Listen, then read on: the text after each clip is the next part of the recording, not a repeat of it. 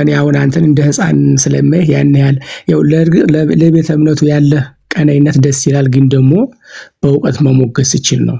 እንደው ዝም ብለህ የቅዳሴ ርዕስ እንኳን ሳትይዝ ይሄ አሁን አንተ ለሰይጣን ይቀደስ ለምን ይቀደስ አታውቅም። አንተ ቤት ዳር ላይ ቁጭ ብለህ ነው ይቅርብህ ከእሳቸው ጋር አለ አትግባ። የእውነት አይ ጌታ ምስክር ይገኛል። አንዳንዴ እኔ ይቅርታ አድርጉ ኢትዮጵያውያን ወገኖች፣ ከማን ጋር እያወራችሁ እንዳላችሁ ማወቅ አለባችሁ። እኔም ማወቅ አለብኝ ከማን ጋር እያወራችሁ ነው። እሳቸው ዘመናቸውን ሰጥተው ያገለገሉና የተማሩ ሰው አታውቁም ብላችሁ እኔ መምህር ናቸው ተብለው አዋቂ ናቸው ተብለው እዚህ ጋር መቀመጥ ያለባቸው ሰዎች አይደሉም። ምንም የሚያውቁት ነገር የለም። እና እኔ እያነበብኩ ልበልሎት። አይ እኔ በይዘውኝ አንተ ከኔ ጋር ማሽ ስለማታረግን ከኩታራ ጋር አልመላለስም። ደግሞ ምን ነው ምን የሚያውቁት ነገር ስለሌለ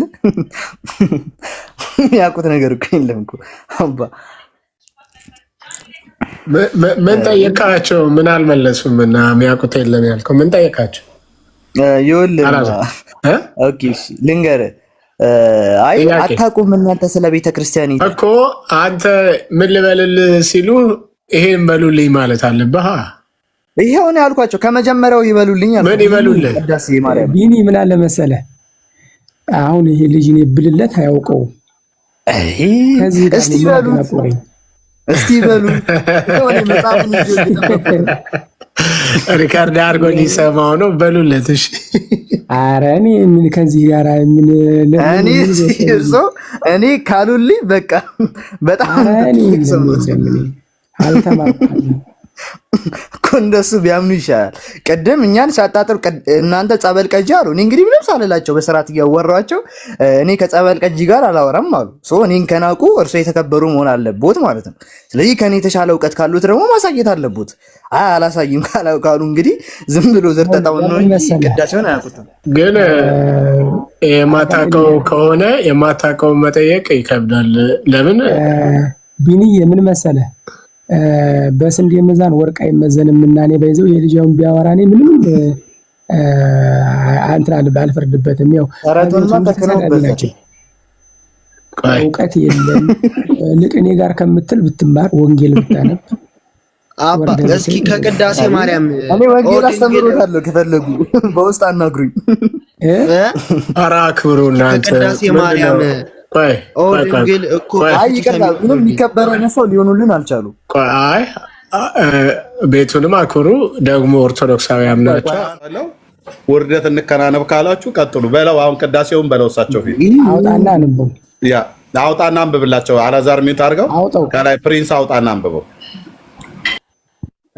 ቅዳሴ ማርያም ላይ ይሄ ድንግል ሆይ በስጋና በደም ፍላጎት የተጸነሽ አይደለም በቅዱሳን እግዚአብሔር ቃል እንጂ የሚለው አይ ድንግል ብሎ የሚለው ቅድም የገዙን የጀመርከውን በለው። ድንግል አኮ በፍትውተ ደም ኢየሱስ ክርስቶስ ክብር ይግባውና ለቱ ሰባ ዝሙት ፈጽሟል ብሏል። ከማርያም መቀደ እንትና ጋር ዮሐንስ 4 ላይ ብሏል። ቴብል ቶክ ላይ ብሏል። ወሸት የእናንተ የአንጣ መረጃ ቶሎ በላምጣው መጽሐፍ ላሳይ። ያ ወይ ያው ሉተር ወርክስ ነው የሚለው ሉተር ብሎ የሚለው ጸሐፊው ከፈተው አትበል ከፈተው ማን ነው የሚለው ጸሐፊው? አድመጣኝ። ማን ነው የሚለው ጸሐፊው? ሉተር ወርክስ ይላል። ጸሐፊው ማን ነው ይላል? ሉተር ወርክስ የሉተር ነው ይላል። ሉተር ወርክስ ማለት የሉተር ስራዎች ማለት እንጂ ሉተር ወርክስ የሚባል ሰውዬ የለም።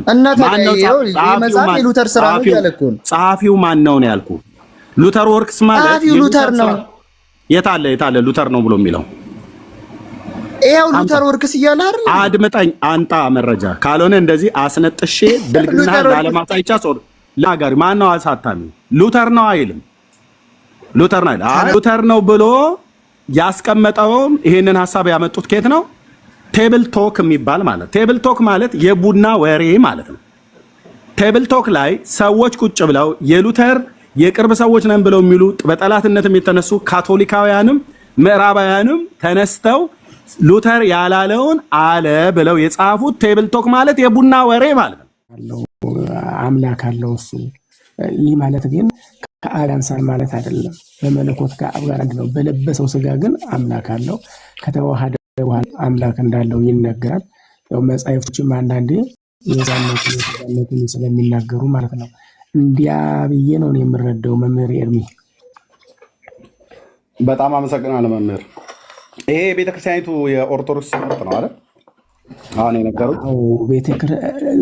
ምን መሰለህ ኤርሚ፣ አሁን ቤተክርስቲያኗ እንደው በየሁሉም መምህር አንደበት ውስጥ የምትስማማበት ነው ብዬ ለምሳሌ አሁን አንዳንድ ያወጣው ከያን ትምህርቶች ታያለ። አሁን አንዳንድ ሰው ይላል መሰለ እንዴት አምላክ ይኖረዋል ሊል ይችላል። ነገር ግን የለበሰው ስጋ ለምሳሌ መጽሐፈ ምሳሌ ምዕራፍ 8 ቁጥር 2 እኮ ፈጠርኩት የሚል ነገር አለ። ስለ ስጋው የሚነገር ነገር አለ። እና አንዳንድ ትንሽ አለመግባባት ይኖራሉ ብዬ አስባለሁ እንጂ የቤተ ክርስቲያኑ አስተምሮ እንደዚህ ነው። ቤተክርስቲያኒቱ እንደ ተቋም አምላክ አለው ብላ ታስተምራለች አይደል? አምላክ አለው እንደ አምላክ ዘበአማንም እያለች የተናገረች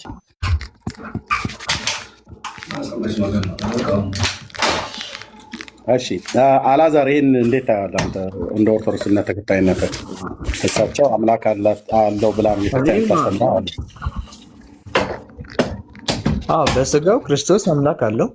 ያው በስጋው ያው መጽሐፈ ምሳሌ ምዕራፍ 9 ቁጥር 1 ላይ ምን ይላል? ጥበብ ቤቷን ሰራች፣ በሰባት አዕማድም አጸናችው ይላልና ያው ሃይማኖተ አበው ደግሞ ዘቄርሎስ ላይ ጥበብ የተባለ የእግዚአብሔር ልጅ ኢየሱስ ክርስቶስ ነው፣ የሰራችው ቤት የተባለ ከድንግል ማርያም ፈጥሮ የተዋሃደው ስጋው ነው ይላል።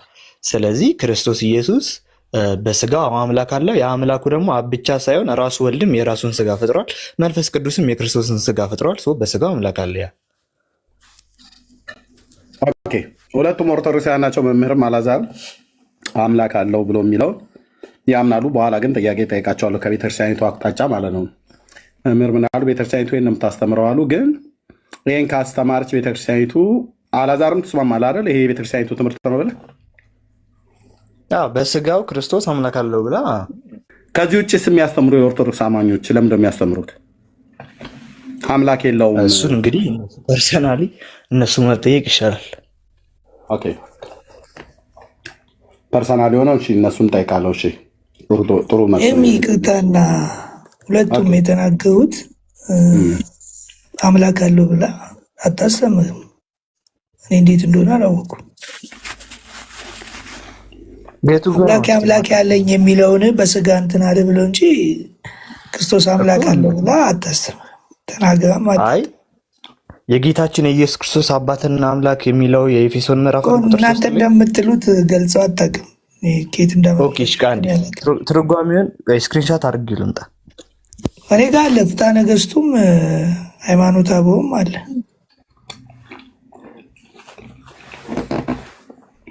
አሁን ወደ ጠየቀው ነበር እኔ የምሄድ የነበረው ወንድሜ መልካሙ። አላዛር ወደ አለውበት ልሄድ ነበረ ግን ችግር የለም። ቀጥሉ፣ ችግር የለውም። ቤተክርስቲያኒቱ ኢየሱስ ክርስቶስ አምላክ አለው ብላ የምታምን ከሆነ ለምን መጽሐፍ ቅዱስ ወደ መሰረዝ ደረሰች? መጽሐፍ ቅዱስን ለምን ሰረዘችው? የጌታችን የ2000 ዓመተ ምህረት መምህር የ2000 ዓመተ ምህረት ትርጉሙ የብፁዕ አቡነ ጳውሎስ ትርጉም የጌታችን የኢየሱስ ክርስቶስ አምላክና አባት ብሎ የሚለውን አምላክ ብሎ የሚለውን አውጥታ አባት ብሎ ብቻ የሚለውን አስቀርተዋለች። እነዚህ መጽሐፍ ቅዱስ ላይ እሱ ብቻ አይደለም። ለምሳሌ ሮሜ 8:34ም እነዚህ የሚማልደው የሚል እንደዚህ ስህተቶች አሉ በነገራችን ላይ። ነገር ግን አሁን ጌታችን አምላክና አባትን ካለ ሮሜ ላይ በራሱ ጳውሎስ ከ14 ጊዜ በላይ ይጠራዋል።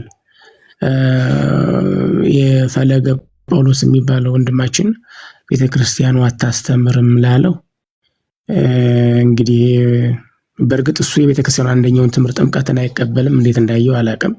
እኛ ደግሞ በቤተክርስቲያኗ ያደግን በአቅማችንም ደግሞ የመሰከርን ልጆች ነንና ቤተክርስቲያኗ በደንብ ታስተምራለች ይመስለኛል። ግን የርሚ ምን መሰለ ብዙ ጊዜ ፎከስ ተደርጎ የሚነገረው ይሄ አምላክና ምናምን የሚባለው ምን ይባላል መሰለ፣ እነሱ መምህራኖቹ የሚያስቡት የሰው አእምሮ ገና ወተት ጠጭ ነው የሚሉ።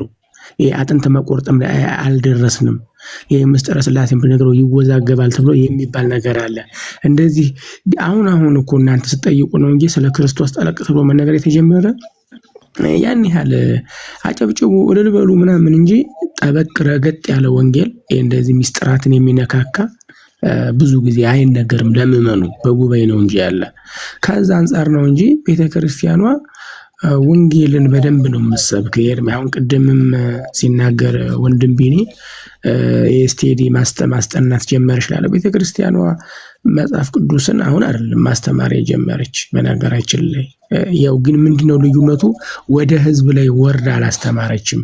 ህዝቡ አብዛኛውን መጽሐፍ ቅዱስ ይሳለማል እንጂ አያነብም። አንዳንድ ደግሞ የሐሰት ትምህርቶች ሾልከው ገብተዋል እንጂ ቤተክርስቲያን እንደ አዲስ መጽሐፍ ቅዱስ ማስተማር ጀመረች ማለት ቤተክርስቲያኗን ካለማወቅ ወይም ታሪኳን ከመርሳት ይመስለኛል። የሚይ አይ መምህር ቢኒ ያለው እኔ የምጋራው አለ። ለምሳሌ አሁን እርሱ እንዳሉት ቤተክርስቲያኒቱ ክርስቶስን እያስተማረች ከሆነ የመጣችው ህዝቧ ለምንድን ነው የማያውቀው? ክርስቶስን አያውቅም እኮ ህዝቧ። የብፁዕ አቡነ ኤርሚያስን ንግግር ብቻ መስማት ተገቢ ነው። ከፈለጉ አሰማዎታለሁ። ምን አሉ ብፁዕነታቸው? በነገረ ክርስቶስ ጉዳይ አሉ ካህናቱን ሰብስበው አይ ቲንክ በአህጉረ ስብከታቸው ይመስለኛል ስብሰባ ጠርተው ካህናቱን በሙሉ ሰብስበው ዲያቆናትና ካህናቱን በነገረ ክርስቶስ ጉዳይ ከሌሎች ቤተ እምነት ጋር ያለን ልዩነት ሳይሆን እኛ ራሳችን እንዴት ነው የምናምነው ተብሎ ቢባል እዚህ ውስጥ ብጠይቅ ስንቱ ነው ሊመልስ የሚችለው አሉ። ታውቁት የለ እውቀታችንን አሉ። ውዳሴ ማርያም ዘሩን ከነዜማው ወይ ደግሞ ዘሩን ከነትርጓሜው ከማወቅ ቅዳሴ ከመቀደስ ሰዓታት ከመቆም ማህሌት ከመቆም ስብሖ ወድስ ከማለት የዘለለ እውቀት እንደሌለ ያውቃሉ። እና ህዝባችንን አላስተማርኑም አሉ። 1700 ዓመት ሙሉ ምን ስታደርግ ኖሮች ቤተክርስቲያኒቱ? ካህናት የተባሉት ታቦት የሚሸከሙ የሚቀድሱ የነበሩ እንደ እንደርሶ የተማሩ የሚቀድሱ የነበሩ ሰዎች እውነት የመጽሐፍ ቅዱስን ትምህርት ያውቃሉ ወይ? ይሄ በጉባኤ ቤት ጉባኤ ተዘርግቶ ብሉይና አዲስ ኪዳን የሚሰጠውን እሱኛውን አይደለም ያልኩት። እሱን በትምህርት ደረጃ ጉባኤ ዘርግታ እንደምታስተምር አውቃለሁ። የተወሰኑ ራሳቸው መርጠው ሰዎች የመጽሐፍት ትምህርት ቤት የመጽሐፍት መምህራን ጋር ሄደው እንደሚማሩ አውቃለሁ። እነሱ ተማሩ ማለት ግን ህዝቡ ተማረ ማለት አይደለም። እና ወንድሜ ቢኒያም ያነሳው በጣም ወሳኝ ነው። መልካሙም ቅድም በጥምቀት ጉዳይ ላይ ቤተክርስቲያናችንን ትምህርት አይቀበልም ብሎ የሚለው እኔ ቤተክርስቲያኒቱ ትምህርት እቀበላለሁ። እንደውም ቤተክርስቲያኒቱ የምታስተምረው አባቶች የሚያስተምሩት ሌላ ነው። እንደውም እነሱን እየተሰደቡ እየተሸማቀቁ እያሸማቀቋቸው ብሎ አለ። በጣም እጋራለሁ። እውነቱን ነው። ይሄ ከድሮ ዘመን ጀምሮ ያለ ነው። በተለይ አባቶች እዛ ቤት ውስጥ ያሉ አባቶች አንድ ነገር ከተናገሩ መናፍቃን ናቸው፣ የሉተር ቅጥረኛ ናቸው፣ ደሞዝ ይሰፈርላቸዋል፣ ዘይት ይቀዳላቸዋል፣ ሰልባጅ ይሰጣቸዋል፣ ያልሆኑትንም ከሴት ጋር እየማገጡ ከጴንጤው ጋር እየሄዱ ምናምን ነገር እየተባለ ስማቸውን ስለሚያጠፉ አሸማቀዋቸው ብዙዎቹ ተቀምጠዋል። ልክ እንደነ ብፁዕ አቡነ ገብርኤል አይነቶቹ ካልሆኑ በስተቀር እርግጠኛ ነን እርሶም እንደሚያውቁት በጣም ብዙ አባቶችን ያሸማቅቋቸዋል። እውነትን ከተናገሩ ይሄ ወጣቱ አፈቀላጤ ነውና ይናገራል፣ ቶሎ ይሳደባል፣ ስማቸውን ያጠለሻሉ ማለት ነው። ግን የቤተክርስቲያኒቱ ትምህርት ከሆነ ይሄ ትምህርት ቀደም እርሶም እንደመለሱልኝ አላዛርም እንደመለሰልኝ አላዛር ወጣ መሰለኝ እንደመለሰልኝ የቤተክርስቲያኒቱ ትምህርት ከሆነ ወንድሜ መልካሙ ያለው ነገር የሚያስማማ ሀሳብ ደግሞ አለ ማለት ነው። ለምን የቤተክርስቲያኒቱ ትምህርት አይደለም ቤተክርስቲያኒቱ እንደዚህ ብላ አታስተምርም ብሎ የሚለውን ነገር የሚገዛ ሀሳብ አለ። የት መጽሐፍ ቅዱሷ ላይ የ2000 ዓመተ ምህረት ትርጉም 80 አሃዱ ላይ ቤተክርስቲያኒቱ የሐዋርያቱን ትምህርት ትሰርዛለች። የጌታችን የኢየሱስ ክርስቶስ አምላክና አባት ብሎ የሚለው ማለት ነው። አላዛር ስለመጣ እድሉ ልስጠውና ቅድም አይ ቲንክ ስክሪንሾት አሳያለሁ ብሏል። እሺ አላዛር ኤፌሶን 1:3 ነው ያልከኝ? አይ ቲንክ ኤፌሶን 1 ላይ ቃሉ አለ ግን ትርጓሜውን አያስቀምጥም፣ አላገኙትም። እና ሁለተኛ ቆሮንቶስን አግኝቼዋለሁ የጌታችን ኢየሱስ አምላክና አባት የሚል ከምን ላይ ነው ያገኘው? ትርጓሜው ላይ ወይስ ዋናው ቃሉ ላይ? ትርጓሜው የኔ 1954 ስለሆነ አለ ሁለቱም ቃል ትርጓሜውን ነው። አታስተምርም የጌታችን ኢየሱስ አምላክና አባት ብላ ለተባለው ነገር ያው በስጋው አምላክ አለው ብላ እንደምታስተምር ለማሳየት ነው። ታዲያ እንደዚህ ብላ ካለች ወንድሜ አላዛር ለምንድነው 80 ያህሉ ላይ የሰረዘችው ቤተክርስቲያን? እንግዲህ እኔ እሱን እንግዲህ እኔ አላውቅም፣ ብቻ ግን 1954 ላይ ነበረ የ2000ን እንግዲህ ምክንያትነቱ አልተገለጸም። ቤተክርስቲያኒቱ ነች አይደል ያሳተመችው መጽሐፍ ቅዱሱ? ያ ግን ምክንያትነቱ አልተገለጸልን እኮ ከሰረዘችው አታምንበትና ኤርሚ አሁን እኮ ማስረጃ ላምጣ ብሎ ቆሮንቶስን ይለዋል። እኛ የፈለግነው ቤተክርስቲያን በይፋ ኢየሱስ ክርስቶስ አምላክ አለው ብላ በመጽሐፏም በስብከቷም በምንም ሰምቼም በዚህ አጋጣሚ ሳልኖር እኔ ቤተክርስቲያን ነው ከልጅነት ያደግኩት። ቤተክርስቲያን መጽሐፍ ቅዱስ ስታስተምር ስትል ሰንበት ትምህርት ቤትም ቢሆን ከጊዜ በኋላ በእኛ ጊዜ ሰንበት ትምህርት ቤት መጽሐፍ ቅዱስ ትምህርትም የለም። እንዘምራለን፣ እንሄዳለን። ጸሎት አለ፣ የዘወትር ጸሎት እንጸልያለን። ቅዳሜ ከሰዓትና እሑድ ከሰዓት ነው። የጳውሎስ ኮሌጅ ፈጥኖ ደራሽ እኛ ሰፈር አካባቢ አለ። ቅድስተ ሥላሴ የቴዎሎጂ ራሱ ዲግሪ በቅርብ ጊዜ ነው የተጀመረው። ስለዚህ አንዳንድ ጊዜ የአሁን ልጆች አያውቁትም በብዙ መልኩ ምንም አሁንም እየተሰበከ ነው ቢባል እየተሰበከ አይደለም። እግዚአብሔር ከረዳ እንግዲህ የጀመርነውን ነገር ሌሎቹንም አነቃቅተን ያኔ ወንጌል መስበክ ትጀምራለች። አሁን መጽሐፍ ቅዱሱን መያዝና መጽሐፍ ቅዱሱን መስበክ ተናግሮ መናገር ሌላ ጉዳይ ነው። ይኸው መጽሐፉ አለን ነው ሁሉ ጊዜ። አንደኛ ጥሪስ አድርጋ ታውቃለች። ኑ ወንጌልን ተሰብኳል ኑ የሚል ጥሪ ያለ የወንጌል ጥሪ ያለ የለም ማለት የወንጌል ጥሪ የለም ስትል እኮ ወንጌል መስበክ ማለት ክርስቶስን መስበክ ማለት እኮ ነው። ታዲያ ክርስቶስን እንዴት አወቁ? ምንም መጽሐፉ ነው ያለው።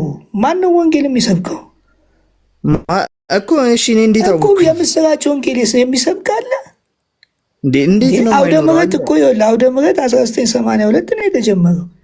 አይ ሌላ ቦታ አንሰብክም፣ አውደ ምሕረት ላይ ነኝ። ወንጌል ደግሞ የሚሄድ ነው፣ እግር አለው። ሂድ ነው የተባልከው። እኔ እኮ ልጆች አሁን ወጣቶች በተለይ እኔ እንዴት እንደሆነ አላውቅም።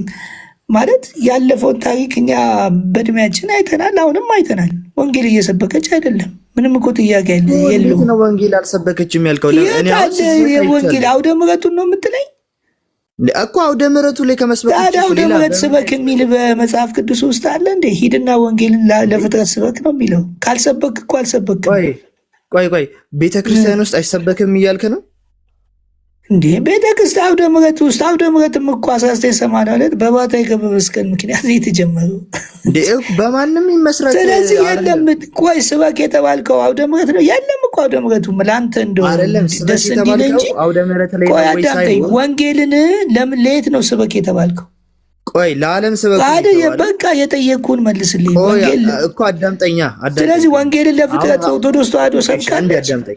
አንዴ ቆይ አዳምጠኝ። ይኸውልህ አሁን ወንጌል ከተዳረሰም በኋላ ሄደህ ወደ ዓለም ስበክ ወዴትም ልሰብክ አትችልም። ሁሉም ቦታ ከሰማ በኋላ ድጋሚ የሰማውን ነገር አትደጋግምበትም። ማን ነው የሰበከው? መቼ ነው የተሰበከው? አንዴ ስማኝ። ሐዋርያት ወንጌል መቼ ነው የተሰበከው? እስቲ ንገሪኝ። ቆይ አንድ ጊዜ ተሰብኳልና አውደ ምሕረት ላይ ንገሩ። ከዚህ በኋላ አትውጡ የሚልም መጣ። ቆይ አንዴ ስማኝ። አንዴ ኤግዛክት ወርድ ፋላሲ እኮ ነው እየሰራ ያለው። አሁንም ጌታ ሌላ ወንጌል አይሰበክም። ምን ያውለና ነገር ቁርጡን እንድታውቀው እግዚአብሔር ከረዳን እኛ እንትን ልንል እንችላለን። ከረዳን ምን ልትል ተዋሕዶ የምስራችን ወንጌል ይሄ ነው እያልን ያው በየቤቱ ብንገፋም ብንጠላም በእናንተ እንትን ብንልም የቤተ ክርስቲያን ሲባል ደግሞ ቤቱ እኮ እየገባ እኮ በመናገር እኮ የምታመጣው ለውጥ እኮ የለም እኮ አንዴ አለ እንጂ አለ አልወደደ። አዎ እንዴ ሰውን በውዴታ ነው። እሱማ ሰው ወንጌል እኮ አያስወድድህም። ወንጌል ባለቤቱም አልተወደደ እንኳን እኔ አይደለም። የእናንተ ወንጌል ሰው እንዲወድ ክርስቶስ አጠራረና አንዴ ይኸውልህ ክርስቶስ ማለት ነው ሲሰብክ ዝም ብሎ የሆነ መጽሐፍ ዝም ብሎ እየጮኸ ማንም ሳይሰማው ሳይሆን የሚያዳምጠው ሰው ነበረ። ብዙ የሚያዳምጡ ሰው እንጂ ማያዳምጠው ሰው ሲኖር ዝም ብሎ አይናገርም። ማያዳምጠው ሰው ጋር ከመናገር አልዓዛር የምስራች ወንጌል ወይንም ወንጌሉ ቤተክርስቲያን እየሰበከች ነው የምትለኝ? አዎ ትሰብካለች። ኦኬ በየጊዜው እንደዛ ከሆነ ኦኬ አንዴ አልዓዛርዬ ከሰበከች እንደ እድሜዋ መጠልክ ሶሪ መልካሙ እሰጥሃለሁ። እንደ እድሜዋ መጠልክ ማለት ነው ወንድሜ አላዛር 1700 ዓመት ታሪክ አይደል ያላት የኢትዮጵያ ኦርቶዶክስ ተዋሕዶ ቤተክርስቲያን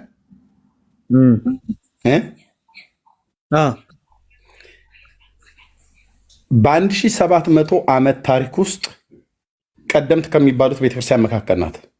ምስራቅ አፍሪካ ላይ መጣ ማለት ነው አይደል? እስልምና ስንት ዓመቱ ነው ከመጣ? እስልምና 1400 ምናምን ነገር። ምስራቅ አፍሪካ ላይ ከእስልምናና ከክርስትና የትኛው ይበልጣል? ከምስራቅ አፍሪካ ላይ ካሉት ሀገሮች ክርስትና ይበልጣል። ክርስትና ቀድሟል። ኖ ይበልጥ ምንድን ነው? መቅደም አይደለም። መቅደምማ ልክ ነው። የህዝብ ብዛቱ ማን ይበልጣል ነው ብያልኩ። አይ ዶንት ኖ። ምስራቅ አፍሪካ ላይ ምስራቅ አፍሪካ ሶማሌ ክርስትና አለ? ብዙ የለም። ጅቡቲ አለ? እስልምና ይበልጣል። እስልምና ይበልጣል። አላቅም እኔ ኖ ታውቃለህ፣ አላዛር ታውቃለህ፣ እስልምና ይበልጣል። መምህርም አይ ኖ እኔ አላቅም ያልኩ ስንት እንደሆነ ሊትራሊ አላቅም። ያ በፐርሰንት ደረጃ ታውቀዋለህ ማለት እንደው በፐርሰንት ደረጃ ልገምት ብለህ ብትል በግምት ታውቀዋለህ። ሶማሌ አውቃለሁ። ያ ሱዳንስ ቢሆን እኮ እሺ፣ ሱዳንም ሙስሊሞች በዙ። ለምንድን ነው እስልምና የ1400 ዓመት ታሪክ ኖሮት ባይዞ የእስልምና ሃይማኖት በትምህርት አይደለም የሚስፋፋው፣ በጦርነት ነው፣ በሰይፍ ነው የሚስፋፋው። እሱን አውቃለሁ። ኦርቶዶክስ እንደዛ ሰይፍ ታንሳ እያልኩኝ አይደለም። ግን እንደ ቀደምትነቷ የኢትዮጵያ ኦርቶዶክስ ቀደምት እንደመሆኗ ቀደምትነቷን ማንም ወንድሜ መልካሙም አልካደም፣ እኛም አልካድም፣ አንክድም። በምድሪቱ ላይ ቀደምት ቤተ እምነት ናት፣ ከእስልምናም ከየትኛውም ቀድማ ማለት ነው። እንደ እድሜዋ ርዝማኔ መጠን ግን ወንጌል ብትሰብክ ኖሮ ሐዋርያዊ ተልኳን ብትወጣ ኖሮ ሶማሌን ሙሉ በሙሉ በእስልምና ባልተወረረ ነበር፣ ክርስትናን በገባ ነበር።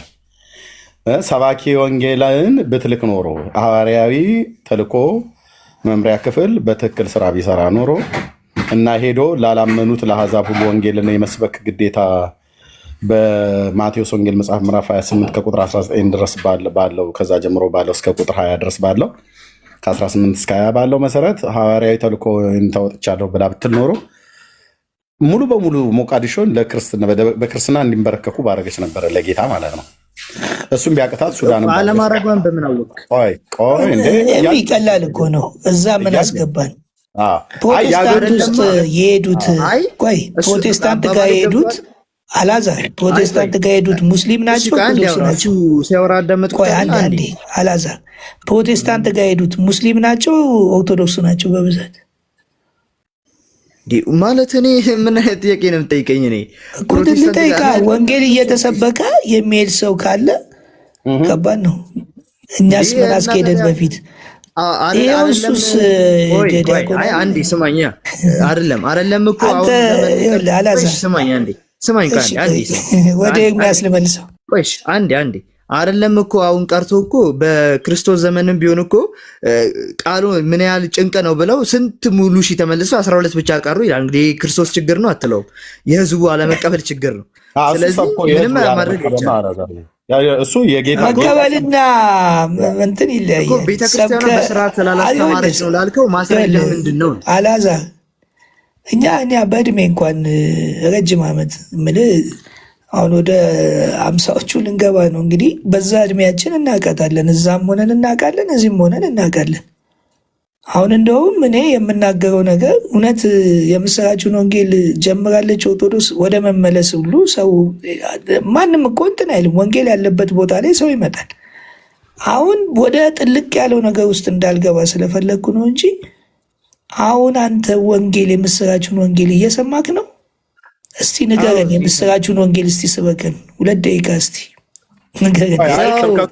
ስብከቱ ጋር ከመሄድ በፊት አላዛር ከዛ ስብከቱ ጋር ከመሄዱ በፊት ቅድም በሀገር ውስጥ ማነው ከሀገር ውጭ ባሉት ከጎረቤት ሀገሮች ጀመርን። ምድሪቱ ላይ አፍሪካ ውስጥ ቀደምት እንደመሆኗ መጠን በእድሜዋ ርዝማኔ መጠን ልክ የወንጌል ስብከት ብታደርግ ኖሮ አይደለም የሀገር ውስጥን ህዝብ አይደለም የውጭውን ሀገር በሌሎች አጎራባች በተባሉ አገሮች ውስጥ የአሕዛብ ሃይማኖት በወረረው በሶማሊያ፣ በጅቡቲ እንደዚሁም በኬንያ እንደዚሁም በሱዳን ሁሉ ጭምር የወንጌል ብርሃኗ በበራ ነበር ማለት ነው፣ እንደ እድሜዋ መጠን ልክ። ግን በጣም የሚያሳዝነው ኬንያውያኖችን መጥተው የሰበኩት ፕሮቴስታንቶችና ካቶሊካውያን ናቸው።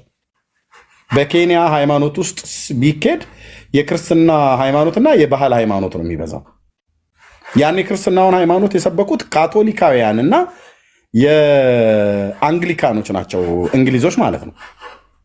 ኦኬ ኬንያ ላይ የኢትዮጵያ ኦርቶዶክስ እንግሊዞች እኮ ለምን እንደሰበኩ እኮ ይታወቃል እኮ። ቆይ አላዛሪ ቆይ፣ ለምንም የሚስበኩት ለምንም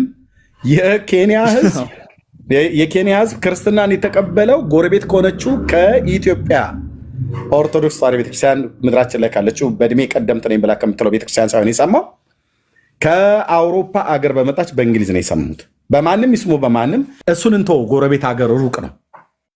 ኦርቶዶክስ ተዋሕዶ ቤተክርስቲያን ወንጌል አለመስበኳን ከምታውቁበት ነገር አንዱ ደቡብ ኢትዮጵያን እኮ ወንጌል የሰበኩት ምዕራባውያኖች ናቸው። ሚሽነሪዎች መጥተው ማለት ነው። ምዕራብ ኢትዮጵያን ወለጋን የሰበኩት እኮ በአፄ ምኒልክ ዘመን ከጀርመን የመጡ ሚሽነሪዎች ናቸው። የነ ዶክተር ነጋሶ ጊዳዳ የእነሱን አባት እና አያቶቻቸውን ወንጌል የሰበኩት የጀርመን ሉትራውያን ሚሽነሪዎች ናቸው መጥተው የሰበኩት። ንጉሱን አፄ ምኒልክም ጠይቀዋቸው ማለት ነው ሂዱ ወደ ምዕራብ ሀገር ብለው የላኳቸው ሚሽነሪዎች፣ ወደ ደቡቡ ሂዱ ብለው የወላሞን ሀገር አሰልጥኑ ብለው የላኳቸው ሄደው የሰበኩቱ ስዊድኖችና ኖርዌዮች ናቸው።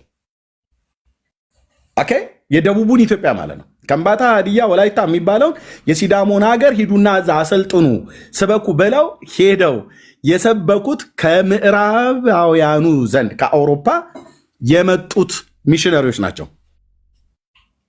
ምስራቁን ኢትዮጵያ በፍጹም አልነካቸውም።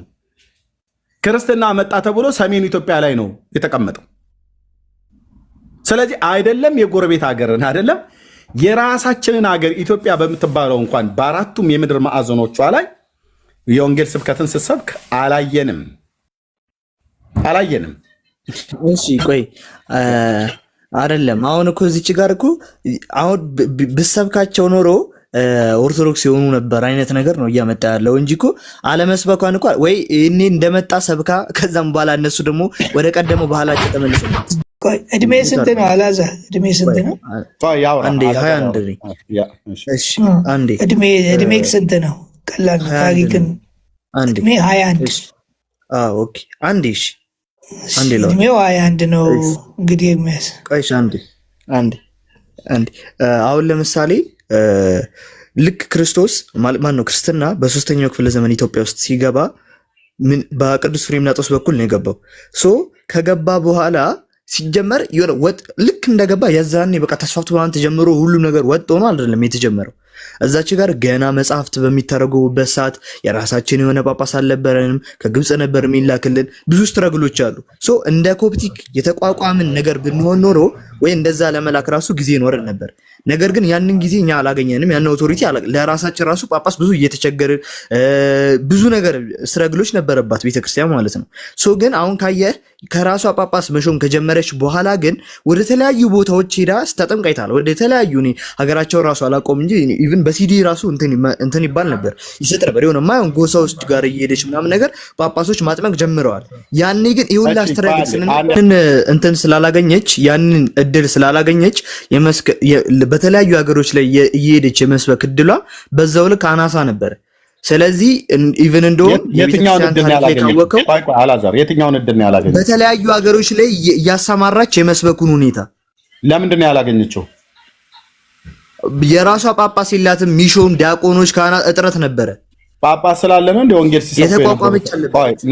ኖ ጳጳስ የተቋቋመች ስለነበረች አይደል እንደ ከግብፅ ጳጳስ ታመጣ የነበረው ተቋም ከሆነማ ነው ስላልተቋቋመች መሰለኝ የምታመጣው እንጂ በራሷ መሾም ብትችል ለምን እንትን ትላለች? ኖ ስለ ሹመት አይደለም። ስለ ሹመት የራሷን ልጆች ጳጳስ አድርጋ የመሾምና ያለመሾም ሳይሆን ተቋሟ እንደ ተቋም ነበረች እኮ ነበረች። ግን ከራሷ ልጆች ድቁና ምን የሚሾመው ማን ነው? ቆይ ከራሷ ልጆች ጳጳስን እንዳትሾም ነው የተከለከለችው። ያን ደግሞ በራሳችሁ ጥፋት ነው። ታዲያ አላዛር በራሳችሁ ጥፋት የራሳችሁ ነገስታት ለምን ማለት ጥሩ ይኸውልህ፣ በራሳችሁ ጥፋት በራሳቸው በኦርቶዶክሳውያኑ ጥፋት የተደረገ ነገር ነው። ለምን ፍትሐ ነገስት ብሎ በሚለው ነገስታቱ በወቅቱ የነበሩ የግብፅ በገንዘብ ሀብት ያላቸው ሰዎች ስለያዟቸው፣ በፖለቲካ ስለያዟቸው፣ ስለሚያስፈራሯቸውም ስለነበር በተለይ ደግሞ በአባይ ሸለቆ ላይ በአባይ ወንዝ ላይ በተመለከተ በጣም ብዙ የብዙ ሺህ ዓመት ውሸት ያልሆነ ታንጀብል በጽሁፍ የተደገፈ በመረጃ ያለ የኢትዮጵያ መንግስታት የግብፅ መንግስታት ሁሉ ጭምር ሳይቀር የሚያውቁት ሸፍጥ ነበረ። ስለዚህ ጳጳስ እንዳይሾም አንድ ግብፃዊ መነኩሴ መጥቶ ወይ አንድ ግብፃዊ ጳጳስ መጥቶ ኢትዮጵያውያን በራሳቸው ጳጳስ እንዳይሾሙ ድንጋጌውን ያደረጉት በወቅቱ የነበሩ ነገስታት ሁሉ ጭምር ፍትሐ ነገስት ብሎ በሚለው መጽሐፍ ላይ እኮ አርቅቀው ነው። ፍትሐ ነገስቱ ላይ እንደዚህ አይደለም እኮ ነው። እሺ ካልሆነ ንገረኝ። እኔ እንግዲህ ማቆም ነው። እሺ ላስረዳ እንዴት እንደሆነ። እሺ ኦኬ አንድ ስሙ ይጠፋብኛል፣ ይቅርታ። ካልሆነም አይቼ እነግራለሁ። ግን እሱ ኢትዮጵያውያን በራሳቸው ፓትርያርክም የሆነ ጳጳስ መሾም አይችልም ብሎ ስንክሳር ላይ እንደዛ ብሎ ተነግሯል። ይሄ በኒቂያ ጉባኤ የጸደቀ ነገር ነው ብሎ ስንክሳር ምንድነው ፍትሐ ነገስት ላይ ጨምሮ ያስተረጉመዋል። አሁን ላይ ያለው ፍትሐ ነገስትን ብታዩ የኮፕቲኮችን ራሱ እንደዛ የሚል ነገር የለም። ያኔ ግን ነበረ፣ በሐሰት የተጨመረ ነው። ተመልከት፣ በኒቂያ ጉባኤ ገና ክርስትና ኢትዮጵያ አልገባም ነበር። እሱ ግን በኒቂያ ጉባኤ ኢትዮጵያ በራሷ መሾም እንዳትችል ተወስኗል ብሎ ዝም ብሎ ሰክሶ ነው። ያኔ የነበሩ ሰዎች ግን ይህን ያህል ሰፋ አድርጎ የማሰቡ ነገር ስላልነበራቸው ይህን ነገር ሳያስቡ ዝም ብለው አሜን እያሉ ተቀብለውት ነበር። ስለዚህ የኮፕቲክ አጠቃላይ የድንጋጌ ነገር አይደለም የተባለው፣ ኒቂያ ጉባኤ ላይ ተወስኗል ነበር። ኒቂያ ጉባኤ ላይ ደግሞ ገና ክርስትናም አልመጣም ኢትዮጵያ ላይ። ስለዚህ እንደዛ አይነት ስተረግሎች ናቸው። ይሄ ከፖለቲካ አንፃር የራሳቸው ሰው ማለት የጨመረ ነገር ነው። እነሱ የጸደቁት አሁንም አንስተውታል። ወንጌል እንዳሰብክ ማን ይከለከላት? አላዘን ኦርቶዶክስ ወንጌል እንዳሰብክ ማን ይከለከላት? ወንጌል የሚሰብከው እኮ የተማረ ሰው ነው አይደለ? ሰው ድቁናም ይሁን ቅስናም ክህነትም ለመስጠት ግዴታ ጳጳስ ያስፈልጋል። ጳጳስ ደግሞ ብዙ ጊዜ ምን ያደርጋሉ? ካህናቱ ክህነት፣ ዲያቆናቱ ድቁና ተቀብለው ምን ያደርጋሉ? ዜማ ነው እንጂ ያገለግላሉ። አድምጠኝ። ወንጌል መስበክ ማለት ዜማ ማዜም ማለት አይደለም። ወንጌል መስበክ ማለት ሰላም ለዝክረ ስምኪ ሐዋዝ ምነከል በኒወቅ ውስጥ እያሉ መልክን መድገም አይደለም። ወንጌል መስበክ ማለት የምስራቹን ቃል የጌታን የኢየሱስ ክርስቶስን ሞቱንና ትንሣኤውን ብሎም አዳኝነቱን ለሕዝብና ለአሕዛብ መስበክ ማለት ነው። ካህናትና ዲያቆናት የተባሉት ካህናትና ዲያቆናት እኮ የተባሉት ተሾመው እስካሁን ድረስ እኮ ወንጌል እየሰበኩ አይደለም። ይሄው ብፁዕ አቡነ ማርቆስ እንደተናገሩት የኦርቶዶክስ ቄስና የኦርቶዶክስ ዲያቆን እኮ የወንጌል ሰባኪ አይደሉም፣ ዜማ የሚያዜሙ ናቸው። ዜማን የሚያዜሙ አሁን ላይ ያለው ነገር አሁን እንደዛ ነው እኮ። አሁን ያለው ትውልድ ዜማ የሚያዜም ነው፣ ወንጌል ሰባኪ አይደለም። የአሁኑ ደግሞ ዜማ አዚያሚው ያኔም ዜማ የሚያዜም ትውልድ ነው ያለው። ስለዚህ ቤተክርስቲያኒቱ ዜማው ገና ሳይመሰረት እኮ ነው። እኔ ተመስርቶም ሳይመሰረትም ልብ በልና ስማኝ፣ ተመስርቶም ሳይመሰረትም ዜማን የሚያዜም ትውልድ ነው ምድሪቱ ላይ የነበረው። ስለዚህ ኦርቶዶክስ ወንጌል ትሰብካለች አትበል። በአራዛር አይ ብዬ ማለት ትችላለህ፣ ግን አይደለም። ቆይ አሁን ቆይ ላስረዳሽ። ቆይ አሁን እኮ ገና ያኔም እኮ ነግሬሃለሁ እኮ ኢቭን የቤተክርስቲያን ታሪክ ላይ አዚህ ማን ሲናገር እንደሰሙት አላውቅም። ብቻ ግን እግዚኦላ ተብለው የሚመለሱበት ጊዜ ነበር። ለ71 ዓመታት ግብጽ ጳጳስ አልክም ብላ ከልክላ የሚባል ነገር አለ። ሶ ኦቶሪቲው ከነሱ ስለነበረ እነሱ በጣም ነበር የሚከለክሉት ነገሮችን ማለት ነው። ስለዚህ በዛ ሰዓት ላይ ህፃናትን ራሱ ዲያቆን ማድረግ የተጀመረው ልጆችን በዛ ምክንያት ነው። ብዙ ዲያቆን ጳጳስ ስለማይሾም ጳጳስ አልክም እያሉ ቅዳሴ የሚቀድስ ጠፋ፣ ካህናትም ጠፉ ምናምን ነገር። ስለዚህ ያ ነገር ስትረግል ስለነበረባቸው ገና ራሳቸውን መቋቋም አልቻሉም። ገና ሌላ ሀገር እየሄዱ ለማስተማር ቀርቶ ማለት ነው። ካየህ ግን ሆነስቶ ነው ካየኸው ከአቡነ ባስልዮስ በኋላ ልክ በአፄ ኃይለሥላሴ ከተሾሙ ለመጀመሪያ ጊዜ በኋላ ግን ወደ ተለያዩ ሀገር ሄዳ የመስበኩን እድል አግኝታለች። ይሄን ደግሞ ታውቃለህ ራስህ። የት ለምሳሌ የት ሀገር ሄዳ ሰበከች? እኔ እግዚአብሔርን ሀገሩ ጠፍቶብኝ ነው እንጂ እኔ እነግርሃለሁ። ነው የየትኛውን ሀገር ህዝብ አህዛብ የተባለው ማለት ነው። የየትኛውን ሀገር ህዝብና አህዛብ ኢቭን ይኸውልህ ከዚህ ቤት ዲያቆኖች ራሱ አመታለሁ። ጥያቄ አልጨረስኩም። ጥያቄ የየትኛውን አገር ህዝብና አህዛብ የተባለውን ሰብካ የክርስቶስን ወንጌል ሐዋርያት እዚህ ኢትዮጵያ ውስጥ ያለ ጎሳ ነው። ለምሳሌ ጥራልኝ አንድ። ኦኬ እሺ፣ አይቼልህ ልምጣ ሀገሩን? አዎ ጥራልኝ አንድ። እሺ ሀገሩ ስለሚጠፋብኝ ነው። አንድ ይጠብቀኝ። እያጠመቁ ነበር። ኤርሚ እሺ፣ የሚያውቅ ሰው ካለው ስሙን ይጻፍልኝ። ያ ሀገሩን ኤርሚ። አቤት አቤት። ምን አለ መሰለህ አሁን ልጁ አላዛር የሚናገረው እንደ ቤተክርስቲያኗን ከመውለድ አንጻር እንጂ ቤተክርስቲያኗ ወንጌል እንዴት ተዘዋውራ ሰብካለች የሚለው ፍጹም ስህተት ከእውነት የራቀ ነው። ለምን ሰብካ አታውቅም ማለት መምህር?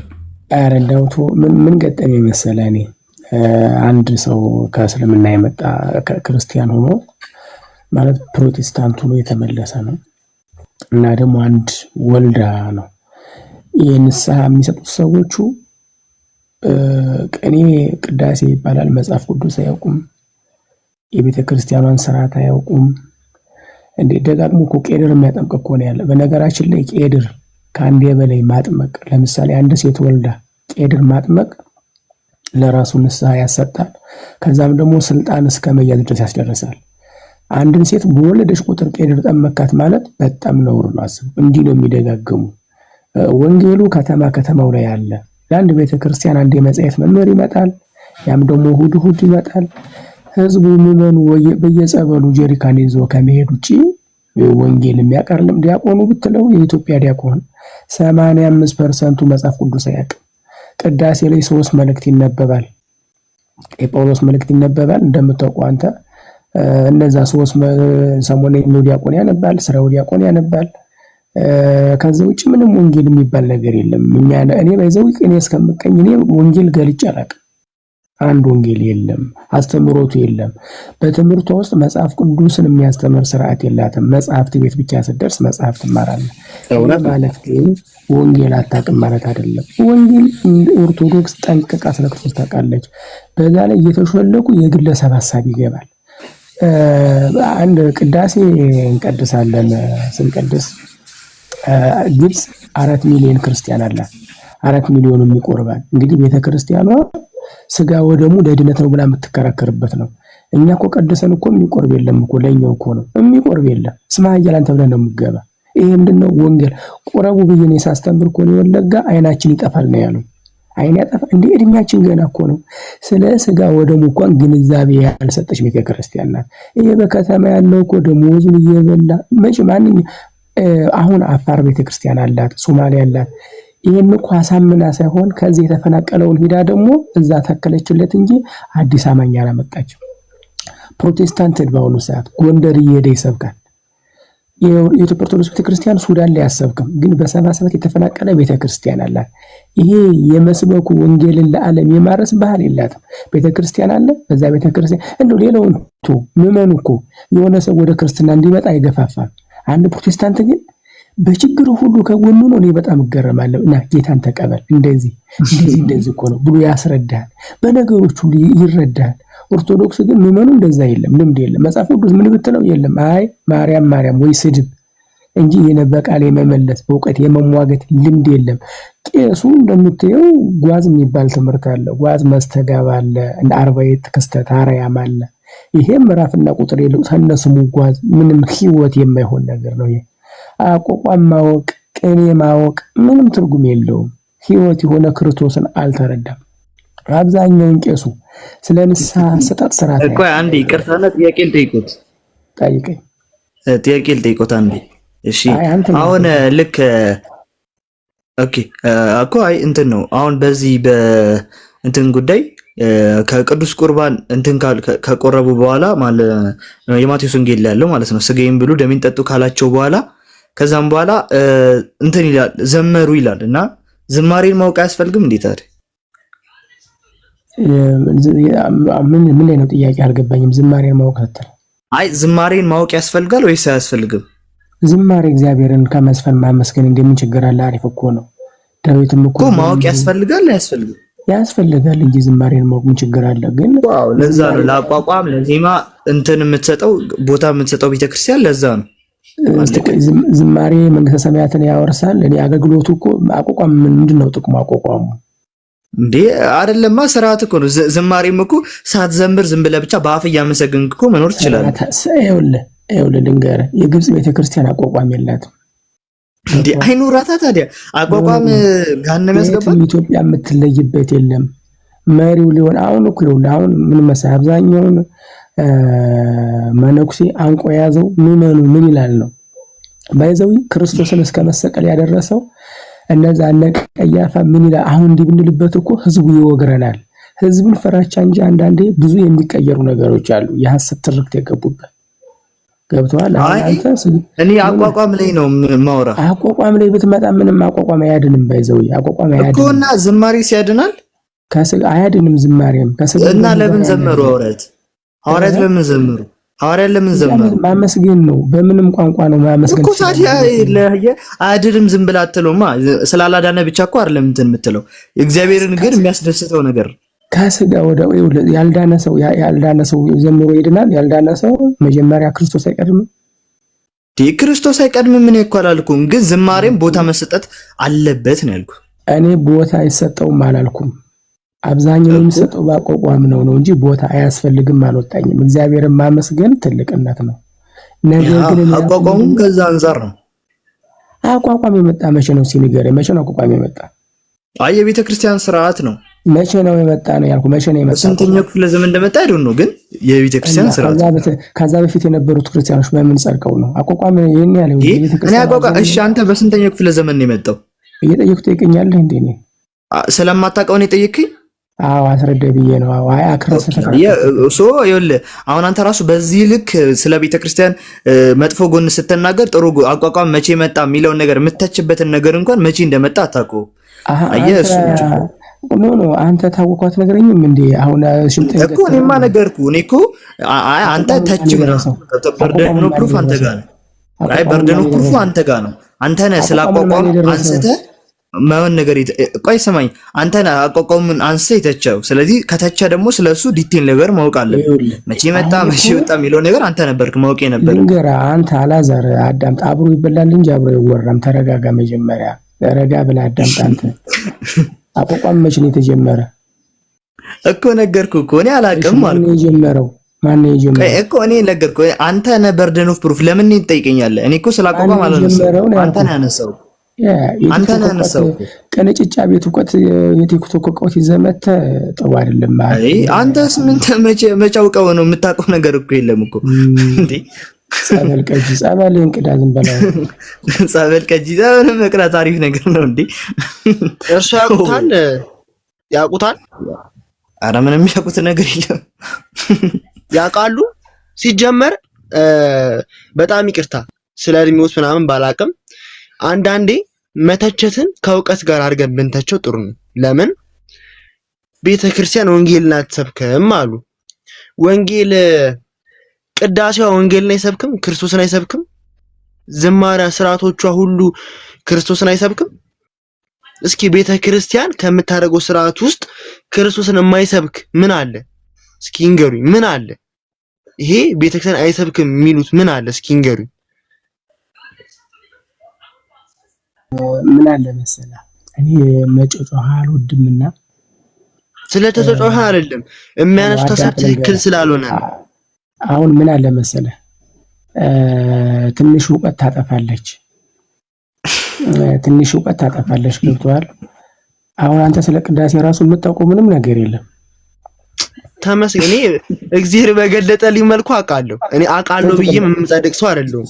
እርሶ ግን አሉ። እርሶ ምን አሉ? ስንት ቅዳሴ አለ? 14 ነው 12 ቅዳሴዎች አሉ። 14 ቅዳሴዎች አሉ። ማን ነው የደረሳቸው? ከስንት ክፍለ ዘመን ጀምሮ መቀደስ የተጀመረ? ምን ቅዳሴ ነበር? ከ3ኛው ክፍለ ዘመን ጀምሮ ነበር። ከ3ኛው ክፍለ ዘመን ጀምሮ ነበር ይሄ ቅዳሴው የመጣ ማለት ቅዳሴ የሚባለው ነገር ማለት ነው። የሚቀደስ ስርዓቱ የተቋቋመ እኮ ቅዳሴ ነበር። የኢትዮጵያ ምናምን ማለት ግን ቅዳሴ ነበር። ቅዳሴን የደረሰው ማን ነው?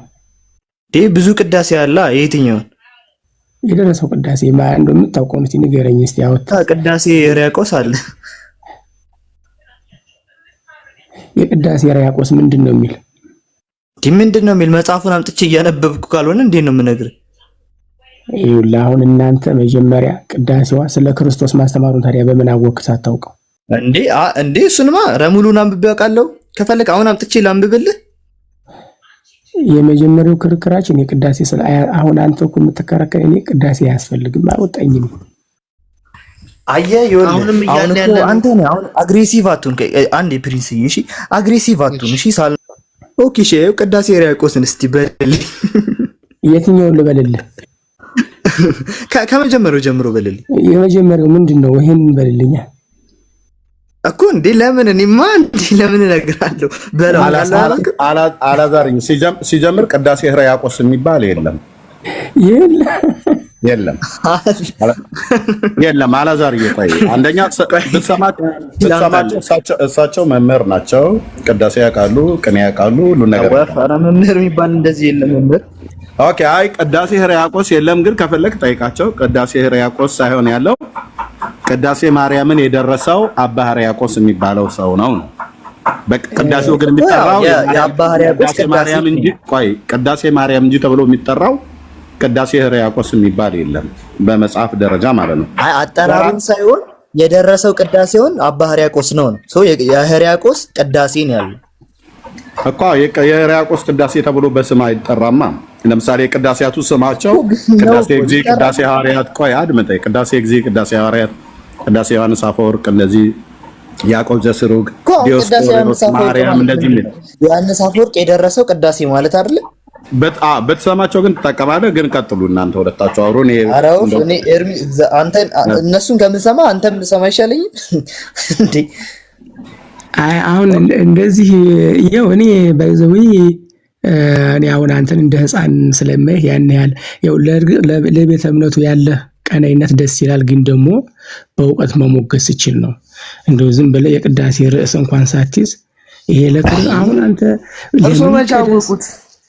ለሰይጣን ይቀደስ ለምን ይቀደስ አታውቅም። አንተ ቤት ዳር ላይ ቁጭ ብለህ አሜን ነው የምትል አንተ። አንዴ ላንብብሎት ችግር የለም። ቅዳሴውን ለክርስቶስ እንደተቀደሰ ላሳዩት። እኔ እኮ ሙሉ ቅዳሴ ራሱ የእውነት ልንገርህ አላዛር ይቅርብህ፣ ከእሳቸው ጋር አለ አትግባ። የእውነት አይ ጌታ ምስክሬ ግን አንዳንዴ እኔ ይቅርታ አድርጉ ኢትዮጵያውያን ወገኖች፣ ከማን ጋር እያወራችሁ እንዳላችሁ ማወቅ አለባችሁ። እኔም ማወቅ አለብኝ ከማን ጋር እያወራችሁ እንዳላችሁ። እሳቸው ዘመናቸውን ሰጥተው ያገለገሉና የተማሩ ሰው አታውቁም ብለህ ትላቸው እኔ ሰማሁ። ይሁዳ ማርያ ነበር፣ ዲያብሎስ መልአክ ነበር። መምህር ይጠይቁልኝ እባክዎትን፣ ይሄ ልጅ አውቃለሁ እያለ ነው። ይጠይቁልኝ ከቅዳሴያቱ ወይ ከቅኔው። እኔ አውቃለሁ አላልኩም። አይ እኔ አውቃለሁ እንግዲህ አያውቁም ብላችኋል። ይጠይቁ ነው ይጠይቁልኝ። አዎ ግን እነሱ መምህር ናቸው ተብለው አዋቂ ናቸው ተብለው እዚህ ጋር መቀመጥ ያለባቸው ሰዎች አይደሉም። ምንም የሚያውቁት ነገር የለም። እና ይኸው ቅዳሴ እንትን አውቃለሁ ብለው እኔ ይጠይቁኛል። እሺ እርሶ ይበሉልን ሲባሉ ደግሞ ማለት አልቻሉ። እኔ እሺ ይኸው ስለ ክርስቶስ ይዘመር ስለማይዘመር አያውቅም ብለሃል። ይኸው እኔ ደግሞ ላንብብልህ አልኩ። እርሶ መምህር ስለሆኑ ነው እኔ እያነበብኩ ልበልሎት። አይ እኔ በይዘውኝ አንተ ከኔ ጋር ማሽ ስለማታረግ እኔ ከኩታራ ጋር አልመላለስም። ደግሞ ምን ነው? አዎ ምን የሚያውቁት ነገር ስለሌለ የሚያውቁት ነገር እኮ የለም እኮ አባ። ምን ጠየቃቸው? ምን አልመለሱም እና የሚያውቁት የለም ያልከው ምን ጠየቃቸው? ይኸውልህ ኦኬ ልንገርህ። አይ አታውቁም እናንተ ስለ ቤተ ክርስቲያኒቱ አሉና እስቲ ስንት ቅዳሴ አለ አሉ። 14 አልናቸው። ከዛ እስቲ 14ቱ አንዱን ንገረኝ አለ። እሺ እኔ የሕርያቆስ ቅዳሴ ሕርያቆስ አልኩኝ። እሺ እስቲ በልልኝ አሉ። አይ እኔ መምህር አይደለሁም እንደ እርሱ የተማርኩ አይደለሁም ሰው እኔ አላውቀውም። እርሱ ያውቁታል ሲባሉ አዎ እሺ ልበልልህ አሉ። እሺ ምኑን ልበልልህ ሲሉኝ የመጀመሪያውን በሉልኝ አልኳቸው። አላውቀውም አሉ። ስለዚህ እኮ አንተ ምን ልበልልህ ሲሉ ይሄን በሉልኝ ማለት አለብህ። ይሄው ነው ያልኳቸው። ከመጀመሪያው ይበሉልኝ አልኳቸው። ምን ይበሉልህ? ቅዳሴ ማርያም ቢኒ ምን አለ መሰለህ አሁን ይሄ ልጅ እኔ ብልለት አያውቀውም። እስቲ በሉ እስቲ በሉ ሪካርድ አድርጎ ሊሰማው ነው። በሉለት እሺ። ኧረ እኔ ምን ከዚህ ጋር ምን እኔ ካሉልኝ በቃ በጣም አልተማርኩም እኮ እንደሱ ቢያምኑ ይሻላል። ቅድም እኛን ሲያጣጥር እናንተ ጸበል ቀጂ አሉ። እኔ እንግዲህ ምንም ሳልላቸው በስርዓት እያወራኋቸው እኔ ከጸበል ቀጂ ጋር አላወራም አሉ። እኔን ከናቁ እርሶ የተከበሩ መሆን አለቦት ማለት ነው። ስለዚህ ከኔ የተሻለ እውቀት ካሉት ደግሞ ማሳየት አለቦት። አይ አላሳይም ካሉ እንግዲህ ዝም ብሎ ዘርጠጣውን ነው እንጂ ቅዳሴውን አያውቁትም። ግን የማታውቀው ከሆነ የማታውቀውን መጠየቅ ይከብዳል። ለምን ቢኒ ምን መሰለህ በስንዴ ሚዛን ወርቅ አይመዘንም እና እኔ በይዘው የልጅውን ቢያወራ እኔ ምንም አንተን ባልፈርድበትም ያው እውቀት የለም ልቅ እኔ ጋር ከምትል ብትማር ወንጌል ብታነብ አባ እስኪ ከቅዳሴ ማርያም እኔ ወንጌል አስተምሮታለሁ ከፈለጉ በውስጥ አናግሩኝ ኧረ አክብሩ እናንተ ከቅዳሴ ማርያም ድንግል እኮ አይ ይቀርታል ምንም የሚከበረው ሰው ሊሆኑልን አልቻሉ አይ ቤቱንም አክብሩ ደግሞ ኦርቶዶክሳውያን ናቸው ቤኒዬ ቆይ ከላይ ያለው ምንድን ነው ያለው ድንግል አኮ ምንድን ነው ያልከው አንብበው መተው ነው አይ እስቲ አንድ ጊዛን እስቲ አንበው እስቲ ማንበቡ ብቻ ነው እስቲ አንበው ከላይ ያለው ወንድማችን አንበው እስቲ እንግዲህ ልትዋረዱ ፈልጋችኋል ማለት ነው ቀጥሉ ፕሪንስ እና አላዛር ከሳልኖር ጋር አውሩ እኔ ነግራችኋለሁ መክሬያችኋለሁ ውርደት እንከናነብ ካላችሁ ቀጥሉ በለው አሁን ቅዳሴውን በለው እሳቸው ፊት አውጣና አንበው ያ አውጣና አንብብላቸው አላዛር ሚዩት አድርገው ከላይ ፕሪንስ አውጣና አንብበው ቅዳሴ ማርያም ላይ ይሄ ድንግል ሆይ በስጋና በደም ፍላጎት የተጸነሽ አይደለም በቅዱሳን እግዚአብሔር ቃል እንጂ የሚለው አይ ድንግል ብሎ የሚለው ቅድም የገዙን የጀመርከውን በለው ድንግል አኮ በፍትውተ ደም ወስጋ ዘተሰነስኪ አላ በቃለ እግዚአብሔር ቅዱስ ድንግል አኮ በፍትውተ ደም ወስጋ ዘተወለድኪ አላ በቃለ እግዚአብሔር ቅዱስ የሚለው ጀምሮ አልኳቸው አውጣና ነው በቪዲዮ ምን ለምን ቪዲዮ እርሻ አያውቁትም እንዴ ይበሉልኝ አልኩት እኮ ልበል አሉኝ አይደለ ይሄን ይበሉልኝ አልኩት እኔ በዜማ እኔ እኮ ዲያቆን አይደለሁም ምንም አይደለሁም በዜማ አልችልም ይሄንን ይበሉልኝ ምን ማለት ምን ይገባሃል አንተ እኮ መናገር ታዲያ እርሶስ ሳያውቁ ቤተክርስቲያን ለምን ወንጌል አልሰበከችም ብሎ ይተቻሉ ነው ጥያቄ እኔ ቤተክርስቲያን የግድ ቃሉን ሳናውቅ እኮ መሽከርከር የለብንም እኮ በየመንገዱ ሜክሲኮ ምን ያን መሽከርከር የለብንም መጽሐፉን ይዘን መጽሐፉን እኛ የምንሰብከው የግድ እንትን ተቀበል ያልን አንሰብክም እኛ በቅዳሴያችን በትምህርታችን በመዝሙራችን በሁሉ ነገራችን ወንጌልን እንሰብካለን ከቅድም ጀምሮ ስሰማውት ነበር አንድ አልተነፈስኩም ሲያጣጥሉ ነው ሳይወት የነበረው እግዚአብሔር በሚያውቀው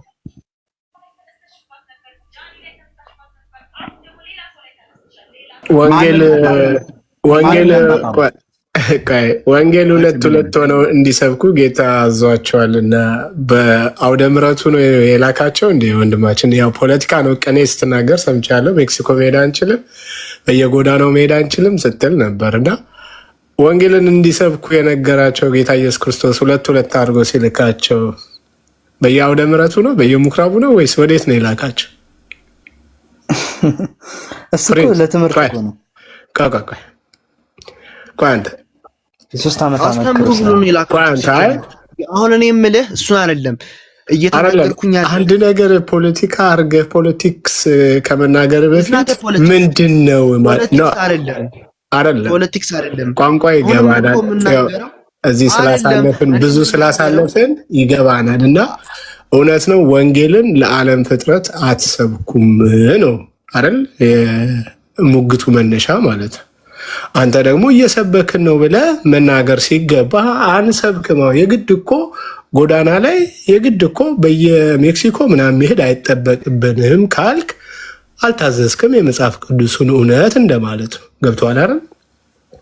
ገብቷል አይደል ስትታዘዝ ነው ወጥተህ የምትሰብከው በነገራችን ላይ ይሄንንም ጀምራችሁታል የሆነ ጊዜ ጀምረውታል አይቻለሁ ያው ቲክቶክ ላይ ስለሆነ ወይ ለቲክቶክ ፍጆታ ከሆነ አላውቅም እንጂ ጀምረውታል አይደለ በእነ ልደተ ምናምን ይመስለኛል መጽሐፍ ቅዱስ ከመስጠት ምናምን ጀመሩና ከዛ እንደዚሁ ስብከት ጀመሩ የጎዳና ላይ ምናምን ለውጥ ቢሆን እኮ ሲጀመር ለውጥ ነው ግን ፖለቲክስ መናገር ስትል አንዴ ጣልቃ መግባት ፈልጌ አይደለም አንዴ ፖለቲክስ ስትናገር ስለሰማው ነው ይዣለሁ ወንድሜ ችግር የለውም ባይዘው ፖለቲክስ አይደለም አንተ ይሰይዛት አይደለም ግድ የለህም እሱን ትተክ አሁን ኦርቶዶክስ ለምን ወንጌልን በተገቢው መንገድ አልሰበከችም ለምን ለዓለም ፍጥረት ሁሉ አልሰበከችም የሚለውን ነገር የመጣ ጥያቄ ስለሆነ ከሱ ጋር ተያይዘህ በስርዓት አውራ አይ ፖለቲክስ የምትገባ ከሆነ ደግሞ እንገባለን ችግር የለውም እና ቀጥሉ ካቆማችሁበት ከዚህ በላይ እንዴት ትስበክ እንደው እስኪ ዓለም ሁሉ ይፈራል። ከዚህ በላይ እንዴት ትስበክ ቤተክርስቲያን? ከዚህ በላይ ይኸውልህ እሱ የሚለው እኮ እንደ ሚሽነሪ ማለት በየመንገዱ መስበክ አለ እንዴ? ሰውን ማትማርከው ከሆነ እንግዲህ በኔ በመንገድ ስብከት እኔ ተመለሰ ሰው ነው አይቻል አቅም እኔ ሐዋርያትም ቢሆን ሰሚ ባለበት ነው እንጂ ዝም ብሎ አላፊ አግዳሚ እየሄደ እያለ ዝም ብለው እየሰበኩ አይደለም። እኔ ጳውሎስ እኮ እንዲመለሱ ስለፈለገ ነው መሀል ላይ አሁን እኔ ከአባቶቻችሁ ጋር ላገናኘሁበት ገብቶ ያስተማረው። እሺ አላዛር ጠቅላላ አድርገውና አንተም አሁን ዘ ፕሪንስ ምን አላችሁ? ከዚህ በላይ እንዴት ትስበክ ቤተክርስቲያኒቱ ምን አድርጌ ነው የምትሏት አላችሁ ነው። እኔ አሁን ሁለት ብፁዓን ሊቃነ ጳጳሳት አንተ በምትለው መንገድ ሳይሆን እሷ በምትፈልገው መንገድ ነው። እኔ እሷ በምትፈልገው ነው ብያልኩት። በራሷ መንገድ ወንጌል እየሰበከች ነው ብላችሁ ያላችሁት አንተን በብፁዕ አቡነ ማርቆስ ከላይ ዘ ፕሪንስ ደግሞ በብፁዕ አቡነ ኤርሚያስ ንግር ከሁለት ጳጳሳት ጋር አጋፍጣችኋለሁ አሁን ማለት ነው። እናንተ ትሰብካለች እያላችሁ ነው። እነዚያውን ስማቸውን የጠራቸው ጳጳሳት ብፁዓን ሊቃነ ጳጳሳት ቤተክርስቲያኒቱ ወንጌል አትሰብክም፣ ወንጌል ስበኪ ብለው እየቀሰቀሷት ነው። ገና የብፁዕ አቡነ ኤርሚያስን እኮ አዳምጫለሁ። ብፁዕ አቡነ ኤርሚያስን ካዳመጥከው ወንጌል እየሰበከች ነው ቤተክርስቲያኒቱ። ቆይ እየተደማመጠን ስለዚህ ወንጌል እነሱ ግን አባባላቸውን እዩ አላዛር ለምን እንደምትደረበው ነው ይሳው ላስረዳ ኢንቴንሽኑን ኦኬ እኔን ሐሳብ ስማኛ። ብፁዕ አቡነ ኤርሚያስ ቤተክርስቲያኒቱ ወንጌል እየሰበከች ነው ያሉት እኮ እንደ ስለ ቤተክርስቲያን እኮ አይደለም የሚያወሩት እነሱ እዛ ጋር ስላሉ ስለ ካህናት ናቸው። የጠየቅኩን መልስልኝ። ብፁዕ አቡነ ኤርሚያስ ቤተክርስቲያን ትሰብካለችም ማሰብክም አላሉም። ኦኬ እሺ ለካህናቱ ምንድን ነው ያሉት? ላብራራለሁ። ለካህናቱ ያሉትን ንገረኝ። ከማብራራት በፊት ያሉትን ልንገርህ። ኦኬ እሺ ቆይ ያሉትን ልንገርህ። አሁን ስለ ወንጌል ምንም አንድ እንደው ኢንቴንሽን ምንም የላቸው ማለት አይደለም። ነገር ግን የሚያውቁት ከነሱ የሚጠበቀውን አይነት ያሉትን ነገር ማብራሪያውን በመጀመሪያ ሰማኝ። እንደዚህ ጫጫታ አልፈልግም። በመጀመሪያ የብፁዕ አቡነ ኤርሚያስን ንግግር ምንድን ነው ያሉት? ለማ ምን አሉ? ያንተን እኮ እሺ ምን እንዳሉ ነግረህ ነው። አድመጠኝ ያንተን ንግግር በሳቸው አሁን እዚሁ ስረታታ ያለ በሳቸው ንግግር ማለት ነው። የዘ ፕሪንስ ደግሞ የብፁዕ አቡነ ማርቆስን ንግግር ጠብቅ ፕሪንስ። ሁለታችሁንም በሁለቱ ሊቃነ ጳጳሳት ንግግር ነው። አሁን እዚሁ ወንጌል ተሰብካለች ኦርቶዶክስ ብላችሁ ያላችሁትን ለምንድን ነው የምታወራው? እሺ እያልክ ሚዩት አድርገውና ጠብቀኝ። ስንቴ እሺ እያልክ ማለት ነው? አታቋርጠኝ እኮ እናውራ። ምን እንዳደረገኝ እንዳደረገ አታቋርጠኝ ፕሊዝ። እኔ በጣም የሚያስጠላኝ ሰው ስናገር ሲያቋርጠኝ ነው። ስጨርስ እሰጥሃለሁ፣ ከዛ ታወራለህ። ለአንተንም ሰጠህ፣ ከዛ ለፕሪንስ እሰጥሃለሁ። አላዛር ግን ስለጀመርክ ለአንተንም ሰጠህ። ያንተን ከብፁዕ አቡነ ኤርሚያስ ንግግር ነው የምትጀምርልኝ። ምንድን ነው ያሉት? ለማ ምን አሉ እሳቸው? ቪዲዮን ሰምቻለሁ ብለህ ስላል ካልሰማው እዚህም ደግሞ ስላለ እናሰማለን። ምን አሉ ብፁዕነታቸው ማለት ነው? ምን አስተላለፉ? አንተ ቤተክርስቲያን ተሰብካለች ከዚህ ውጭ ምን አድርጊ ነው ብላችሁ የምትሏት ቤተክርስቲያኒቱ እያልክ ነው። ብፁዕ አቡነ ኤርሚያስ በዚህ ጉዳይ ላይ ለካህናቱ ለአህጉረ ስብከቱ እሳቸው በሚመሩት በሊቀ ጳጳስነት በሚመሩት አህጉረ ስብከታቸው ለነበሩት ካህናት ለተቀረውም ኦርቶዶክሳውያን ካህናት ምን አስተላልፉ? ምን አሉ? ወንጌልን በተመለከተ ኦኬ። ያንተም በዛ ነው ያለ። ዘ ፕሪንስ ደግሞ የብፁዕ አቡነ ማርቆስን ማለት ነው የሊቃውንት ጉባኤ ስብሰባ ላይ የተናገሩት ብፁዕ አቡነ ማርቆስ የኢትዮጵያ ኦርቶዶክስ ቤተክርስቲያን የስብከተ ወንጌል ኃላፊ ናቸው። ወንጌል ይሰበካል ብለው አላሉ? የፕሪንስ ንግግር እናያለን። ስለዚህ ወይ ከእናንተ ወይ ከጳጳሳቱ አንዱ እውነተኛ ይሆናል ማለት ነው። እናንተ ቤተክርስቲያን ትሰብካለች ብላችኋል። ጳጳሳቱ ደግሞ አትሰብክም ቤተክርስቲያኒቱ ወንጌል ተነሽና ስበኪ ብለው ሊቃውንቱን ሰብስበው ካህናቱን ሰብስበው የተናገሩበትን እናያለን። አላዛር አሁን ቀጥል። ቴንክ ዩ። ኦኬ እሺ አሁን ልንገርህ አባባላቸው ቤተክርስቲያን ካልክ ሲጀመር እየተናገርክ ያለው አጠቃላይ ቤተክርስቲያን ስለምትባለው ተቋም እሷ ከጥንትም ጀምሮ እኮ እናንተ እኮ አንድ ቀን ሰብካ አታውቅም። በህይወቷ 1000 ምናምን ዓመት ሙሉ አንድ ጊዜ እንኳን ሰብካ አታውቅም እያልክ ነው። ቀደም እንደውም ላውጣልህ ሂጅ ነበርና ዞኑን አግኝቼው ነበር። ዞኑ 1-2 አግኝቻለሁ የነበረ በሲዲ ላይ የነበረውን ማለት ነው። ጋሞ ጎፋ ላይ ምናምን የተሰበከውን ማለት ነው። ግን ያው ዋናው ጉዳይ ምንድነው እኔ ልነግርህ የፈለኩት ነገር እስከዛሬ ለምን አልሰበከችም ላልከው በዚህ ሁኔታ ነው። በተለያየ ቦታ ላይ ሄደች ያልሰበከችው ብያለሁ። አይ አሁን ደግሞ ለምንድን ነው የማሰብከው? በምን ሁኔታ አብራራው። በምን ሁኔታ ነው እኮ? እሺ አንዴ አታቋርጠኛ። እኔ ሳቋርጥ ቅድም ተዋልከኝ ስለዚህ አንዴ እንጂ አላቋርጠን። እሺ አንዴ እሺ። ስለዚህ ምንድነው እየሄደች ደግሞ የማብራራቱን ነገር ደግሞ ያገኘችው ሊቀ ጳጳስ ከተሾመላት በኋላ በራሷ መሾም ከተጀመረች በኋላ ከዛም በኋላ የተለያዩ ሀገራት ላይ መሄድ ሄዳ ማጥመቅ ጀምራለች። የተለያዩ ክርስትናን የማያውቁ የነበሩ ዝም ብለው የሚኖሩ የነበሩ ሰዎችን ማለት ነው እነሱን ማጥመቅ ጀምራለች። አሁን ላይ ደግሞ አትሰብክም አንዴ አሁን ላይ አትሰብክም ካልክ ደግሞ አሁን ላይ አትሰብክም እንደዛ አይነት ነገር አሁን እናንተ በምትሉበት ኢንቴንሽን አላሉም። እነሱ ያሉት ምንድነው ካህናቶች አሁን ላይ ያሉት ካህናቶች በስትክክል ቢጠየቁ ሙሉን ጥያቄ አብጠርጥረው የጠቀሱ ከምን እያሉ መናገር አይችሉም። እንደዛ አይነት የቴዎሎጂ ዕውቀት የላቸውም። እዚሁ አገር በቀል ላይ ነገር ላይ ስለሆነ አገር በቀል ዕውቀት ነው እንጂ ያላቸው ሰፋ አድርገው ለሁሉም ጥያቄ መልስ መስጠት አይችሉም። ስለዚህ ልክ እንደዛ አይነት ፖቴንሻሉ እንዲኖራቸው መሰልጠን አለባችሁ ነው እንጂ ያሉት ቤተክርስቲያን ብለው አጠቃላይ ቤተክርስቲያኒቷን ተናግረው እንደዛ አላሉ። ግን አሁን ያሉት ካህናቶች አብጠርጥረው ምን ብለው መመለስ አልቻሉም። ነገሩን በቃላቸው ምናምን ነገር መጽሐፍ ቅዱስ ጥቅሶች ምናምን የተለያዩ ብቻ አጠቃላይ ነገሮቹን የአባቶችን ትምህርት ምናምን እነሱን ነገር ኢንተርናሽናል በሆነ ወይ መመለስ አይችሉም። መመለስ እንዲችሉ ለማድረግ እንስራ ነው ያሉት። እናንተ አሁን እንደዚህ በጠይቃችሁ ዋና መሰረተ ትምህርት ላይ እየጠቀሳችሁ አስረዱኝ ብላችሁ ይህን ነገር አታውቁም። እናንተ አብዛኛው ዕውቀታችሁ ያለው የቱ ጋር ነው? ሀገር በቀል የሆነ ዕውቀት ካህን ለመሆን ግዴታ መማር ያለባችሁ ነገር ውዳሴ ማርያም ምናምን የሚባለውን ነገር ትሸመድዳላችሁ እንጂ ሞር ዋናውን ነገር እያብራራችሁ ኢንተርናሽናል በሆነ ወይ አትመልሱም ብለው ለካህናቶች ተናገሩ እንጂ አጠቃላይ ቸርቿ አትልም አላሉ። እንደውም ካየህ እዛው ንግግራቸው ላይ ምን አሉ? ለምሳሌ ብለው ጠቀሱና የቴዎሎጂ ተማሪዎች አሉ፣ ብዙ የቴዎሎጂ ተማሪዎች አሉ ክህነት ያላገኙ። ስለዚህ እኔ አሁን ክህነት ቴዎሎጂ ያልተማራችሁትን እናንተን ካህን ከማድረግ ቴዎሎጂ የተማሩትን ነው ማስቀድመው ብለው ራሱ ተናግረዋል። ስለዚህ የተማሩም አሉ። ተማሩ ለመመለስ እንድትችሉ ነው ያሉት እንጂ ቤተክርስቲያን አጠቃላይ የኛ ቤተክርስቲያን ወንጌል የሚባል ነገር አታውቅም፣ ሰብከም አታውቅም አይነት ነገር አላስተላለፉም ነው ያልኩ። እሺ ቪዲዮአቸውን አልሰማም። እሳቸው ግን ያሉት ህዝቡንም አላስተማርንም እኛም አልተማርንም። ከእናንተ መካከል አሁን በዚህ ጉዳይ ላይ ቢጠየቅ ማን ይሄን ነገር ሊመልስ የሚችለው ነው ብለው ያሉት።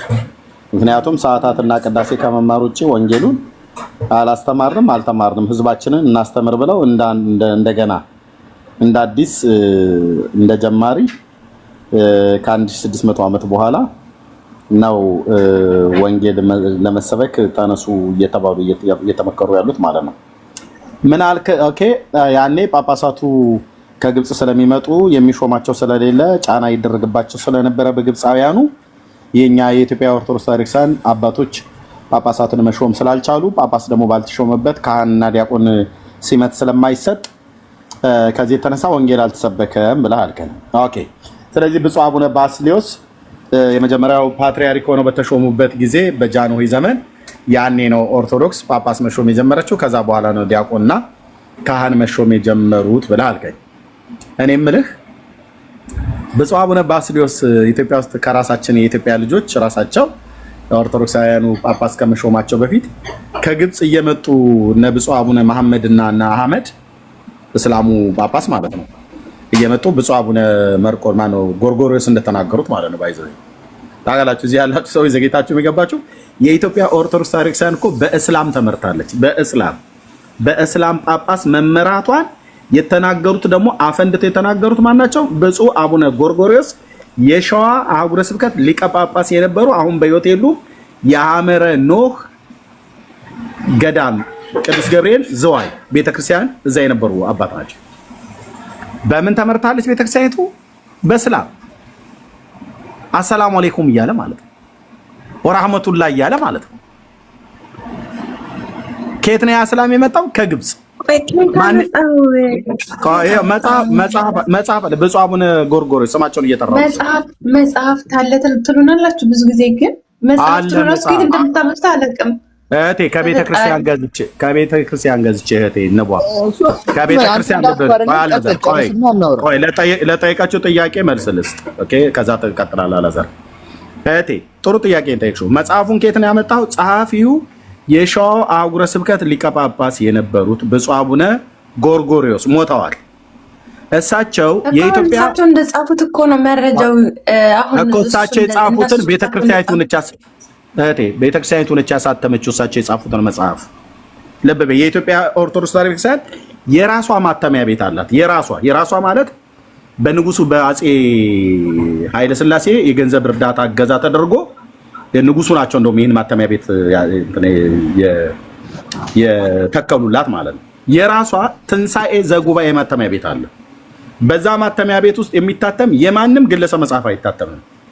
ቤተ ክርስቲያኒቱ አምናበት የእኔ ታሪክ ነው ብላ በምትለው በጳጳሳት በሊቃውንት የተጻፈውን ታሳተማለች። ስለዚህ የራሳቸው ጳጳስ ስለሆኑ ብፁዕ አቡነ ጎርጎሪዮስ የሸዋ ሊቀ ጳጳስ የነበሩት አሁን ሞተዋል፣ በሕይወት የሉም። እሳቸው በጻፉት የኢትዮጵያ ኦርቶዶክስ ቤተክርስቲያን ታሪክ ብሎ በሚለው ቆይ መጽሐፍ ቤት እኔ ሰሞኑን ስለቀየርኩኝ ትንሽ ዝብርቅርቅ ስላለ ነው። መጽሐፉ ካለ እንደው ጥቂት ሲል የላችሁ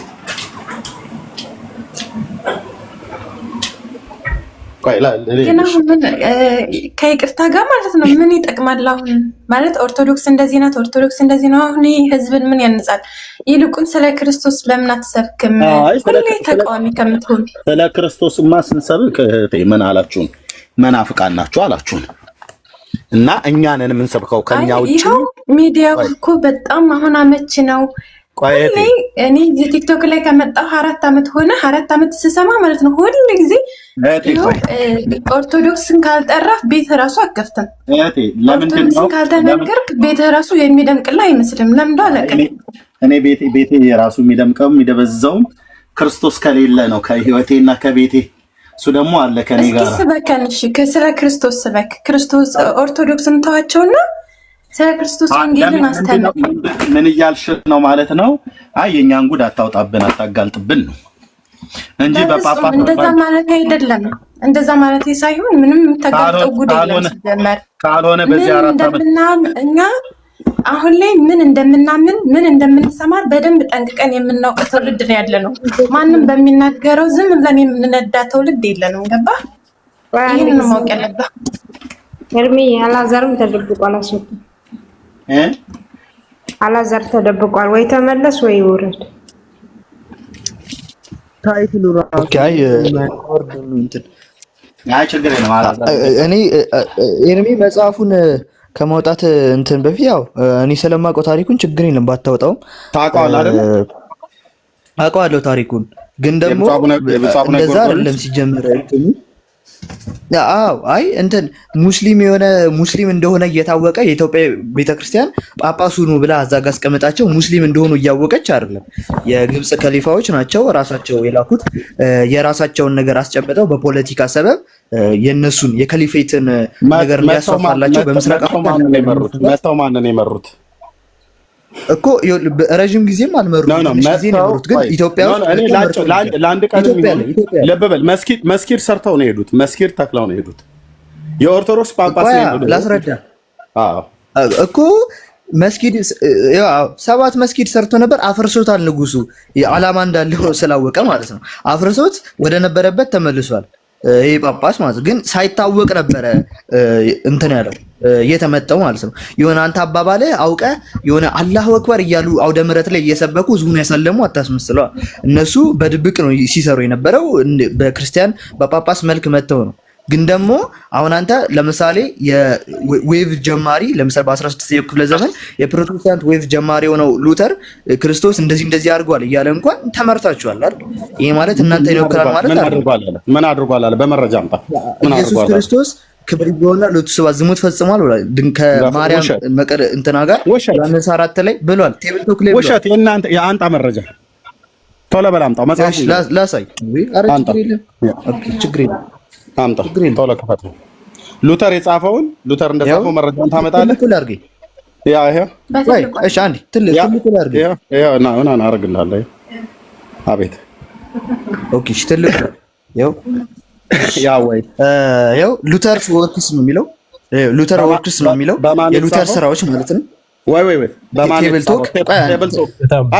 የሉተር ስራ ነው የሚለው እኮ ሉተር ነው። አድምጠኝ ብራዘር፣ ቆይ ሉተር ነው የሚለው አንዴ አድምጠኝ ማለት አውራ ማለት ቆይ አንዴ እሺ። ስለዚህ ሚዩት አድርጌሃለሁ። ኦኬ አድምጠኝ ማለት አውራ ማለት አይደለም። ቆይ አንዴ አይደለም አድምጠኝ መስልህ አድምጠኝ። ቴንኪው መጽሐፉን ገለጥከው አይደለ? ማን ነው ብሎ የሚለው ጸሐፊው? ከፈተው አትበል። ከፈተው ማን ነው የሚለው ጸሐፊው? አድምጠኝ። ማን ነው የሚለው ጸሐፊው? ሉተር ወርክስ ያ ሉተር ጸሐፊ። አድምጠኝ የጠየቅኩን ጥያቄ መልስልኝ። ማን ነው ጸሐፊው ይላል? ጸሐፊው ማን ነው ይላል? ሉተር ወርክስ የሉተር ነው እያለ ሉተር ወርክስ ማለት የሉተር ስራዎች ማለት እንጂ ሉተር ወርክስ የሚባል ሰውዬ የለም። ማን ነው የሉተር ስራ ነው እያለ እኮ ነው። ጸሐፊው ማን ነው ነው ያልኩህ። ሉተር ወርክስ ማለት ጸሐፊው ሉተር ነው። የታለ ሉተር ነው ብሎ የሚለው? ይሄው ሉተር ወርክስ እያለ አይደል? አድምጠኝ፣ አንጣ መረጃ። ካልሆነ እንደዚህ አስነጥሼ ብልግና ላለማሳይቻ ሶር ለበበና ሰማይ አንድ እድል ነው የምሰጥህ ከዚህ በኋላ አይልም። አንድ እድል ነው የምሰጥህ ሉተር ታርግ ያለው አንድ እድል ነው የምሰጥህ ማየት ከሱ አንዴ አዳምጠኝ። እሺ የታች ላውራ ድርድር ነው። እታች ወረድ። እንደዚህ አይነት ጋጠወጥ እሺ ቆይ አሰብ ችግር የለም። እታች ወረድ። አያችሁ ምን አለ ጸሐፊው ማን ነው ያልኩት እኔ። አሁን የአባ ጎርጎሮስ ብዬ ስል መጽሐፉ አለ። ጸሐፊው እሳቸው እንደሆኑ ቤተክርስቲያኒቱ እንዳሳተመችው ማለት ነው። አሁን ይሄ ያመጣው ምንድነው? ሉተር ወርክስ ነው ብሎ የሚል የሉተር ስራዎች ነው ብሎ የሚል ማን ነው ተናጋሪ? ማን ነው አሳታሚ? ሉተር ነው አይልም። ሉተር ነው አይደል? ሚዩት አድርግ ወንድሜ ስሰጠህ። ተናጋሪው ሉተር ነው ብሎ ያስቀመጠውን ይሄንን ሐሳብ ያመጡት ከየት ነው? ቴብል ቶክ የሚባል ማለት ቴብል ቶክ ማለት የቡና ወሬ ማለት ነው። ቴብል ቶክ ላይ ሰዎች ቁጭ ብለው የሉተር የቅርብ ሰዎች ነን ብለው የሚሉ በጠላትነትም የተነሱ ካቶሊካውያንም ምዕራባውያንም ተነስተው ሉተር ያላለውን አለ ብለው የጻፉት ቴብል ቶክ ማለት የቡና ወሬ ማለት ነው። ኢየሱስ ክርስቶስ ክብር ይግባውና ለቱ ሰው ዝሙት ፈጽሟል ብሏል። ከማርያም መቀር እንትና ጋር ዮሐንስ 4 ላይ ብሏል። ቴብል ቶክ ላይ ውሸት። የእናንተ የአንጣ መረጃ ቶሎ በል አምጣው። መጽሐፉ ላሳይ። አረ ችግር የለም አምጣ ቶሎ ከፈት። ሉተር የጻፈውን ሉተር እንደጻፈው መረጃውን ታመጣለህ። ትልቁ ላርጌ ያ ይሄ እሺ አንዴ ትልቁ ላርጌ ና አረግልሃለሁ። አቤት ኦኬ እሺ ትልቁ ያው ሉተር ወርክስ ነው የሚለው። ሉተር ወርክስ ነው የሚለው የሉተር ስራዎች ማለት ነው። ወይ በማን ቴብል የሉተር ስራ ነው የሚለው እኮ ሉተር። አድምጠኝ ብራዘር፣ ቆይ ሉተር ነው የሚለው አንዴ አድምጠኝ ማለት አውራ ማለት ቆይ አንዴ እሺ። ስለዚህ ሚዩት አድርጌያለሁ። ኦኬ አድምጠኝ ማለት አውራ ማለት አይደለም። ቆይ አንዴ አይደለም አድምጠኝ መስልህ አድምጠኝ። ቴንኪው መጽሐፉን ገለጥከው አይደለ? ማን ነው ብሎ የሚለው ጸሐፊው? ከፈተው አትበል። ከፈተው ማን ነው የሚለው ጸሐፊው? አድምጠኝ። ማን ነው የሚለው ጸሐፊው? ሉተር ወርክስ ያ ሉተር ጸሐፊ። አድምጠኝ የጠየቅኩን ጥያቄ መልስልኝ። ማን ነው ጸሐፊው ይላል? ጸሐፊው ማን ነው ይላል? ሉተር ወርክስ የሉተር ነው እያለ ሉተር ወርክስ ማለት የሉተር ስራዎች ማለት እንጂ ሉተር ወርክስ የሚባል ሰውዬ የለም። ማን ነው የሉተር ስራ ነው እያለ እኮ ነው። ጸሐፊው ማን ነው ነው ያልኩህ። ሉተር ወርክስ ማለት ጸሐፊው ሉተር ነው። የታለ ሉተር ነው ብሎ የሚለው? ይሄው ሉተር ወርክስ እያለ አይደል? አድምጠኝ፣ አንጣ መረጃ። ካልሆነ እንደዚህ አስነጥሼ ብልግና ላለማሳይቻ ሶር ለበበና ሰማይ አንድ እድል ነው የምሰጥህ ከዚህ በኋላ አይልም። አንድ እድል ነው የምሰጥህ ሉተር ታርግ ያለው አንድ እድል ነው የምሰጥህ ማየት ከሱ አንዴ አዳምጠኝ። እሺ የታች ላውራ ድርድር ነው። እታች ወረድ። እንደዚህ አይነት ጋጠወጥ እሺ ቆይ አሰብ ችግር የለም። እታች ወረድ። አያችሁ ምን አለ ጸሐፊው ማን ነው ያልኩት እኔ። አሁን የአባ ጎርጎሮስ ብዬ ስል መጽሐፉ አለ። ጸሐፊው እሳቸው እንደሆኑ ቤተክርስቲያኒቱ እንዳሳተመችው ማለት ነው። አሁን ይሄ ያመጣው ምንድነው? ሉተር ወርክስ ነው ብሎ የሚል የሉተር ስራዎች ነው ብሎ የሚል ማን ነው ተናጋሪ? ማን ነው አሳታሚ? ሉተር ነው አይልም። ሉተር ነው አይደል? ሚዩት አድርግ ወንድሜ ስሰጠህ። ተናጋሪው ሉተር ነው ብሎ ያስቀመጠውን ይሄንን ሐሳብ ያመጡት ከየት ነው? ቴብል ቶክ የሚባል ማለት ቴብል ቶክ ማለት የቡና ወሬ ማለት ነው። ቴብል ቶክ ላይ ሰዎች ቁጭ ብለው የሉተር የቅርብ ሰዎች ነን ብለው የሚሉ በጠላትነትም የተነሱ ካቶሊካውያንም ምዕራባውያንም ተነስተው ሉተር ያላለውን አለ ብለው የጻፉት ቴብል ቶክ ማለት የቡና ወሬ ማለት ነው። ኢየሱስ ክርስቶስ ክብር ይግባውና ለቱ ስብሐት ዝሙት ፈጽሟል ብሏል። ከማርያም መቀር እንትና ጋር ዮሐንስ 4 ላይ ብሏል። ቴብል ቶክ ላይ ውሸት። የእናንተ የአንጣ መረጃ ቶሎ በል አምጣው። መጽሐፍ ላሳይ። ኧረ ችግር የለም አምጣ። ቶሎ ከፈት ነው ሉተር የጻፈውን ሉተር እንደጻፈው መረጃውን ታመጣለህ። ትልቁ ላድርግ። ይሄ እሺ፣ አንዴ ትልቁ ላድርግ። እና አደርግልሃለሁ። አቤት። ኦኬ፣ እሺ፣ ትልቁ ያው ሉተር ወርክስ ነው የሚለው።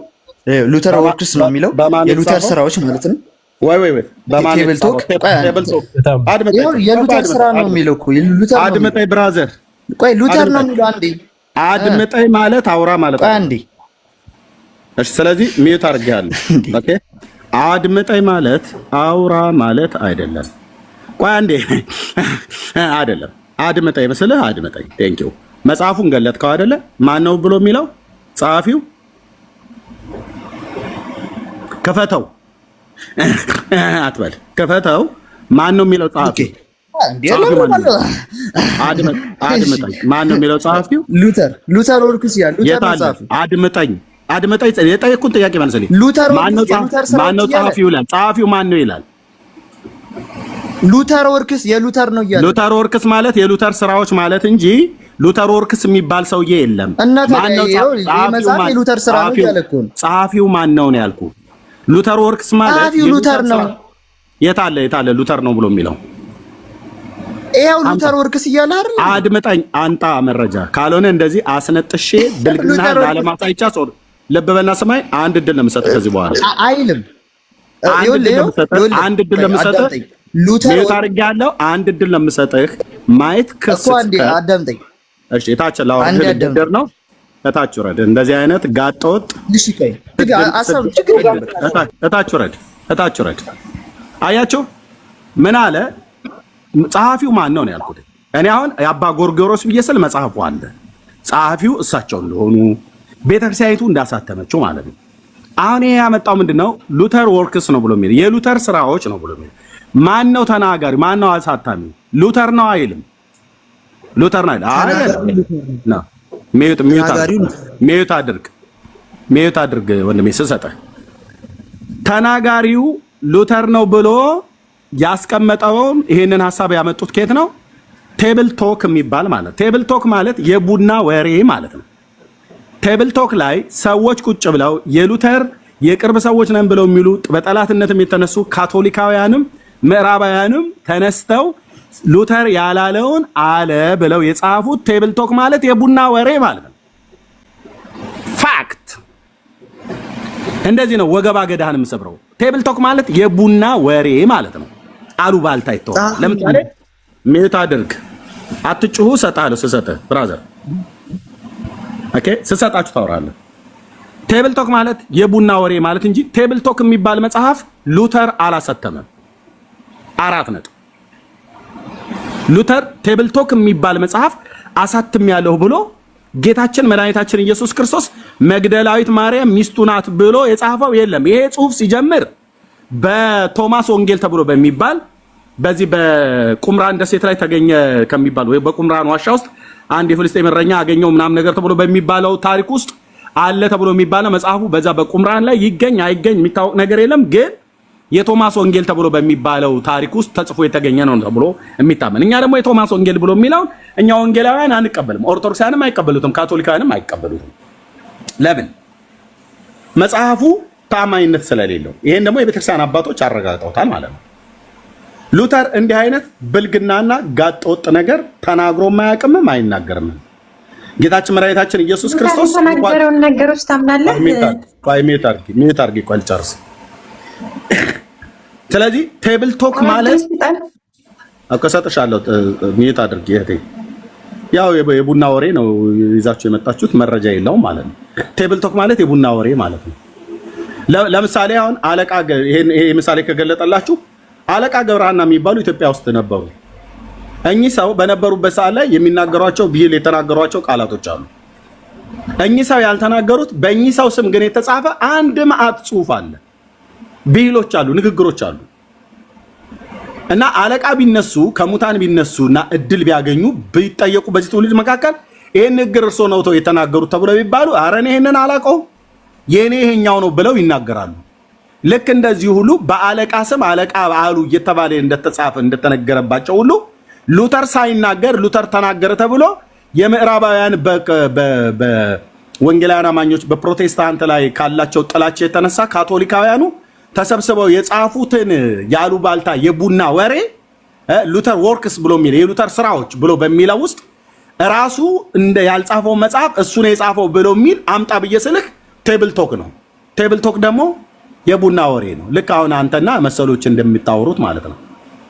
ሉተር እንዲህ አይነት ቅዠታም ሰው አይደለም ብራዘር። ጌታችን መድኃኒታችን ኢየሱስ ክርስቶስ ሚስት አለው ብሎ የሚል እንዲህ አይነት ደፋርና ባለጌ አይደለም። ይሄ የቡና ወሬ ነው የምትሰበስቡት ኦርቶዶክሳውያን በቡና ወሬ ስለምታምኑ ማለት ነው። በስም ጥላቻ ዝም ብላችሁ ትጽፋላችሁ። አንድ ሰው አንድ ኦርቶዶክሳዊ ሉተር እንዲህ ብሎ ጻፈ ብሎ የሚለው መጽሐፍ አታመጣም። አንድ ሰው አልኩ። ሲጀምር ሉተር የነበረበትን ዘመን አለማወቅ ነው። ያኔ እሱ በነበረበት ዘመን የህትመት ስራዎች እንዳሉ መረጃ እንኳን የለህም። የዛሬ 500 ምናምን 40 ምናምን ነገር ዓመት በፊት የነበረ ሰው ነው። መረጃ አምጡ። በመረጃ ላይ አውሩ። በመረጃ ላይ በተመሰረተ ማለት ነው። ፕሪንስ መቀጠል ይችላል። ቴንክ ዩ። መጽሐፉን የጻፈው ሉተር ከሞተ ከ20 ዓመት በኋላ ላይ ይሄ መጽሐፍ የተጻፈው አምጣ መረጃ ከፈት ካሜራ ጸሐፊው አምጣ። ማነው ጸሐፊው? በመጀመሪያ በስንት ዓመተ ምህረት ታተመ? እሱ ከሞተ ከ20 ዓመት በኋላ ከታተመ እንግዲህ ዛሬ 520 ዓመት ላይ ነው ማለት ነው። የታድሶ ዘመን 540 ዓመት አካባቢ ላይ ነው ያለው ሪፎርሜሽን። ኦኬ አሁን አንተ ስታመጣ ከ20 ዓመት በኋላ ብለህ ካልክ ሉተር ከሞተ ከ20 ዓመት በኋላ ብለህ ካልክ ማን ነው የዛሬ 520 ዓመት ላይ ይሄን መጽሐፍ ያሳተመው? ክፈተው ካሜራ፣ መጽሐፉን አሳይ። ገጽ በስንት ዓመተ ምህረት ይላል? ቶሎ በል።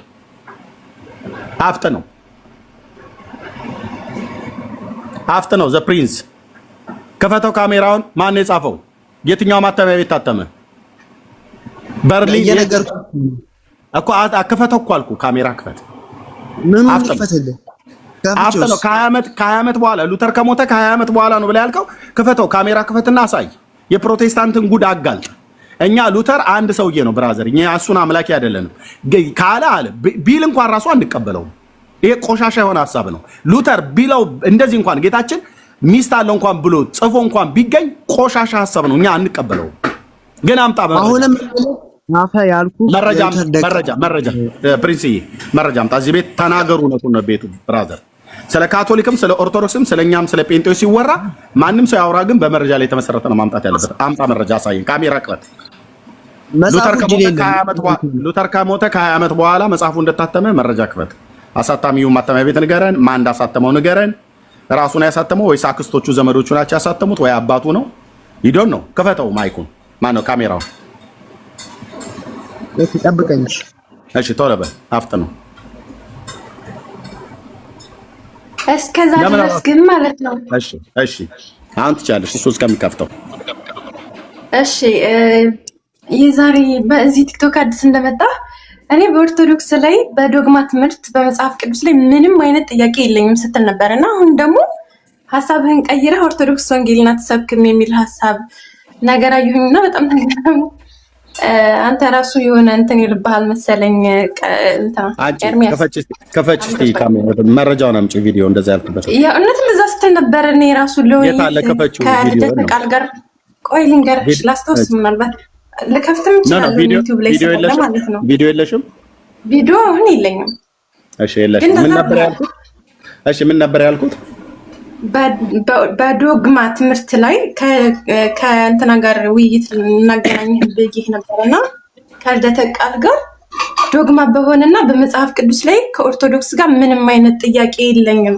እኔ ጥያቄ ገድላትና ታምራት ላይ ነው ያልክ። እንደዛ አይነት ነገር ሀሳብ ስትናገር ሰምቻለሁ እና ቪዲዮም አለ ሲጀመር በወቅቱ በነበረው አርእስት ላይ እንግዲህ ገድላ ድርሳናት ላይ እየተናገርኩ እያለሁ ነው ይሄንን ሀሳብ ያልኩሽ።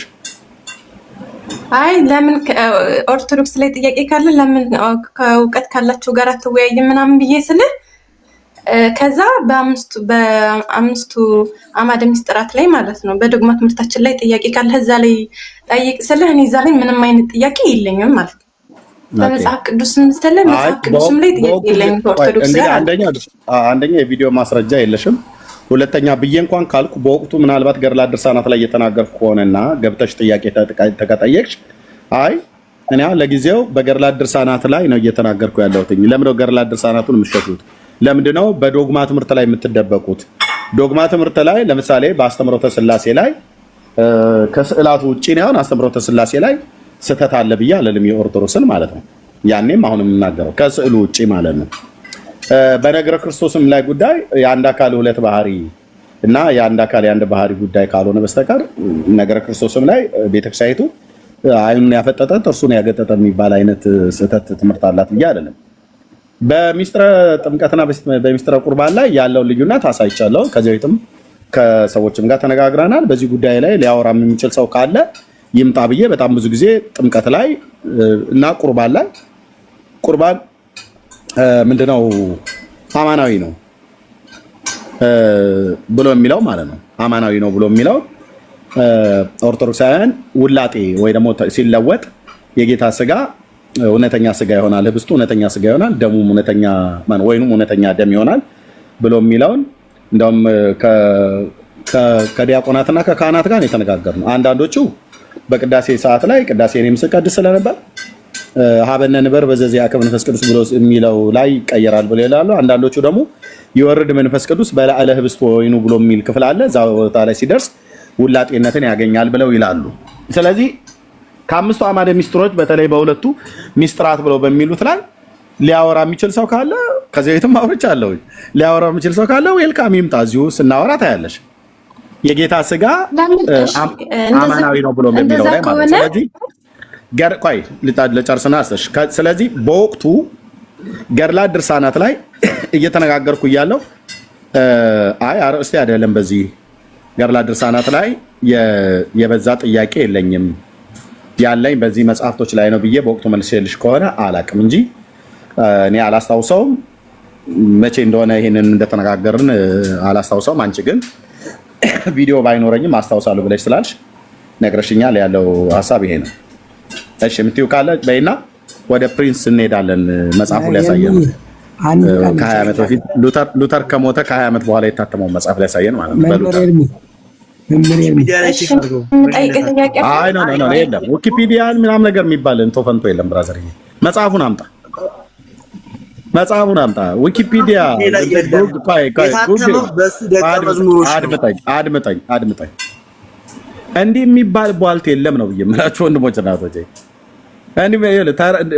ትልቅ አለትን ወደ ተራራ የማንከባለል ያህል ይከብዳል። እዚህ ቤት ያለ መረጃ ስለ ኦርቶዶክስ፣ ያለ መረጃ ስለኛ ስለ ጴንጤዎች፣ ያለ መረጃ ስለ አይሁድ፣ ስለ ካቶሊክ፣ ስለ የትኛውም ሃይማኖት ያለ መረጃና ማስረጃ አይወራም። ዊኪፒዲያ ትላለህ እንዴ አንተ? ሄደህ ዊኪፒዲያ ላይ ሂድና እይ ትላለህ እንዴ?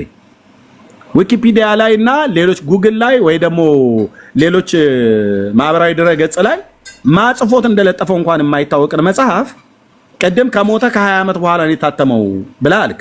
ማን ያሳተመው ብለን ስንል ቅድሙ ቀጣፊ ሉተር ነው ያሳተመው አለ። አምጣ ክፈት ብዬ ስለው ሉተርስ ወርክስ ብሎ የሚለው የሉተር ስራዎች ብሎ የሚል ማን ነው ጸሐፊው? ቴብል ቶክ ጸሐፊው አይደለም። ቴብል ቶክ ላይ የሉተርን በጥላቻ የሚያዩ የፕሮቴስታንትን እምነት በጥላቻ የሚያዩ ካቶሊካውያን ቡና ሲጠጡ ሻይ ሲጠጡ ቁጭ ብለው ያወሩትን ወሬ በአሉ ሻሉሽ እሱን የተሰማውን ተቃዋሚዎቹ ተነስተው ጻፉ ማለት ነው። ስለዚህ መረጃ የላችሁም ብራዘር፣ መረጃ የላችሁም። አይ እኮ እሺ ቶ መረጃ የለኝም ማለት አይቶ አይደለም። መረጃ የላችሁም። መረጃ ቢኖርማ ታየ ነበር።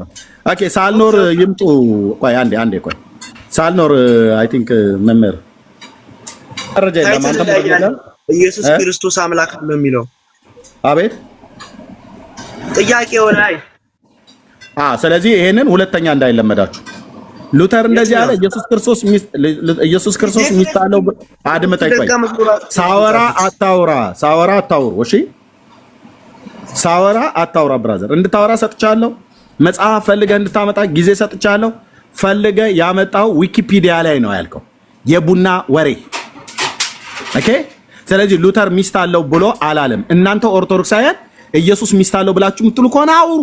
የእናንተ ኃጢአትን ከልብ ጸንሳ አውጥተህ አድምጠኝ። ኃጢአትን ከልብ ጸንሳ አውጥተህ ልክ አለቃ ገብረሐና ያልተናገሩትን ንግግር በሳቸው ስም የአለቃ ገብረሐና ያልተናገሩትን ስም ያልተናገሩትን ንግግር በሳቸው ስም ትውልዱ እንደሚዋሽባቸውና አለቃ ያላሉትን ንግግር በአለቃ ስም አስመስለው እንደሚናገሩ እናንተ ኦርቶዶክሳውያን ልባችሁ ከፍቶ ሉተር ያላለውን ሉተር አለ ብለህ እኔ ጋር ብትናገር ሉተር የኔ ሪፎርሜሽን ፋዘር ነው አባት ነው ማለት ነው። ኦኬ የኔ ወንጌላውያን አማኞች ሪፎርሜሽን ፋዘር ነው አባት ነው፣ ተሐድሳዊ አባት ነው። ኦኬ ከካቶሊክ ቤተክርስቲያን የወጣ መነኩሴ ነው። በዚህ ነው ያልክ ድፍረት ትምህርተ ሥላሴን የሚያምን ነገረ ክርስቶስን የሚያምን ከቅድስት ድንግል ማርያም የተወለደው ክርስቶስ ማን እንደሆነ አብጠርጥሮ የሚያውቅ ዶክተር ነው። ብራዘር ዶክተር ነው ሰውየው፣ ጀርመናዊ ዶክተር ነው፣ የተማረ ማለት ነው። በነገረ መለኮቱ ዓለም አንቱ የተባለለት የተፏጨለት ሊቅ ነው። ይህ ሰው ባልጻፈው መጽሐፍ ኢየሱስ ክርስቶስ ሚስት አለው ብሏል ብለህ የቡና ወሬ አታውራ። እዚህ መረጃ የለህም ማለት የሱ ደቀ መዝሙር እኮ ነው የጻፈው። እንግዲህ ምን ይላል? ውሸት። እሱ ሲጀምር ደቀ መዝሙር የለውም። ውሸት። ራሱ የክርስቶስ ደቀ መዝሙር ነው። ጴንጤ ቤት የእንትና ደቀ መዝሙር የሚባል የለም ብራዘር። እንደናንተ ቤት አይደለም። እንደናንተ ቤት የብፁዕ አቡነ እንትና ደቀ መዝሙር ተብሎ እንደሚባል አይደለም። እዚህ ጴንጤ ቤት ሉተር እኔ ሉተር ደቀ መዝሙር አይደለም። ሉተር የማንም ደቀ መዝሙር አይደለም። ሁላችሁ አድምጠኝ። አንተ ስለኔ ሰው እኮ ነው የምታወራው። እንዳንተ አባቶች እንደተባሉት ቀሚስ እየጎተቱ አንዱ ያንዱ ደቀ መዝሙር ተብሎ እንደሚባል አይደለም። እኛ ቤት ያለው ለኛ ተው። እኔ ነኝ የምነግርህ። በራሳቸው ይፈቱም። አሁን እዚህኛው ጉዳይ ላይ እናወራ። ኢየሱስ እኔ ነኝ የሚዩት ያደረኩ ብራዘር። ይሄኛውን ጥንፍፍ አድርገን ጨርሰን ሁለተኛ እንደዚህ አይነት ያለ መረጃ ንግግር እንዳይለመደ። እሺ ቴንክ ዩ ጨርሻለሁ። አንሻ አረስቱ ላይ ማውራት ይችላል። ርዕሱ ላይ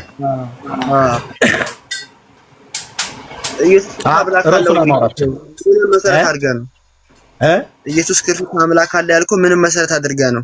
ምንንም መሰረት ላድርግ? መጽሐፍ ቅዱስ ነው መሰረቴ እኮ። ምን መጽሐፍ ቅዱስ ነው መሰረቴ? ይሄን ጥያቄ ለመጠየቅ የጴንጤው መሰረት መጽሐፍ ቅዱስ ነው። መጽሐፍ ቅዱስን መሰረት አድርጌ ኢየሱስ ክርስቶስ አምላክ አለ ወይ ለኦርቶዶክሳውያን ጥያቄ እየጠየቁ ነው። አምላክ የለውም ማለት አዎ ራሱ አምላክ ነው። አምላክ የለውም። ኤፌሶን 1:3 ላይ ሲያወጣና አንብበው። ኤፌሶን 1:3 ላይ ኦኬ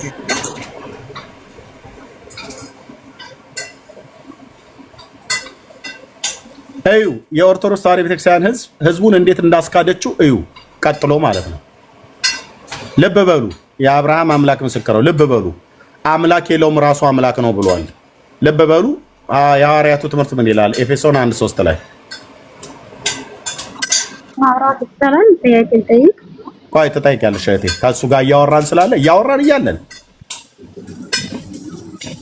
ኦኬ፣ እያወራን እያለን በሰማያዊ ስፍራ መንፈሳዊ በረከቱ ሊባረክ ጌታችን ኢየሱስ ክርስቶስ አምላክ እና አባት ይባረክ አይደለ?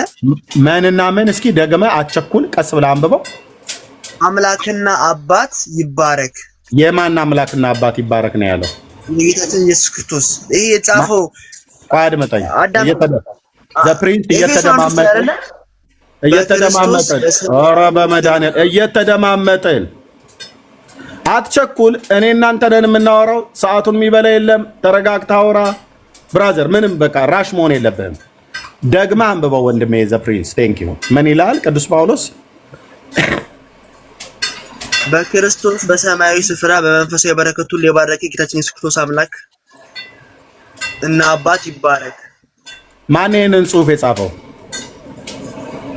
ሐዋርያው ቅዱስ ጳውሎስ። ሐዋርያው ቅዱስ ጳውሎስ በመንፈስ ቅዱስ ተነርቶ ነው አይደል ጻፈው? በትክክል የጌታችን የኢየሱስ ክርስቶስ አምላክና አባት ይላል አይደል? ይባረክ ነው አይደል ያለው? የጌታችን የኢየሱስ ክርስቶስ አምላክና አባት ማን ነው? እሱ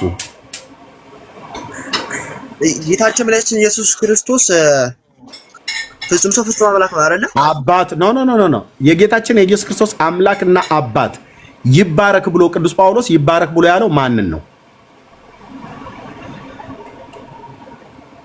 እግዚአብሔር አብ ነው። እግዚአብሔር አብ የጌታችን የኢየሱስ ክርስቶስ አምላክም ጭምር ነው ማለት ነው አይደል? አምላክና አባት ይላልና አምላክም ነው አይደል? እግዚአብሔር አብ የጌታችን የኢየሱስ ክርስቶስ እኮ ነገርኩህ እኮ። ቆይ አድምጠኝ፣ ፐርፌክት ማን ስለሆነ አድምጠኝ። ቆይ ብራዘርዬ፣ አንተ ብቻ እኮ ነው እየተናገርክ ያለው። እኔ እንድታወራ ነው። አድምጠኝ ማለት ኢየሱስ ክርስቶስ እግዚአብሔር አብ የጌታችን የኢየሱስ ክርስቶስ አምላክና አባት ብሎታል አይደል ቅዱስ ጳውሎስ? አዎ ይህንን ፓርት ቅዱስ ዮሐንስ አፈወርቅ ሲፈታው ቆይ የማን ዮሐንስ አፈወርቅ? ቆይ ቅዱስ ጳውሎስ ያለውን በመጀመሪያ አድምጥና ከዛ ደግሞ ትመጣለህ ማለት ነው። አዎ አልኩህ እኮ በፍጹም ሰውነቱ አምላኩ ሆኗል። ይህም የሆነው እንዴት ነው? እንደማመጥ ብራዘርዬ፣ እንደማመጥ ምን እኮ እሺ፣ ቀጥል። እንደማመጥ እንጂ አታውራ አላልኩም። ጫና አልጫንህም ወንድም ማለት ጌታችን ኢየሱስ ክርስቶስ አምላክና አባት አለ ወይ ብዬ ስለቀደም አምላክ የለውም አባት ግን አለው ብለኸኛል። አምላክ ግን የለውም ብለሃል። ልብ በል። በመለኮቱ አምላክ የለውም፣ በስጋው ግን አምላክ አላልኩም። ቀደም በመለኮቱም በስጋውም አላልክም። አሁን ነው በመለኮቱ በስጋው ብለህ ለመከፋፈል የመጣው ማለት ነው። ቀደም ግን ስጠይቅህ ጌታችን ኢየሱስ ክርስቶስ አላብራራሁትማ፣ የኔ ጥፋት ነው። ኦኬ ቀጥል። በቃ ስለዚህ አየህ የአንተ ጥፋት ነው ማለት ነው።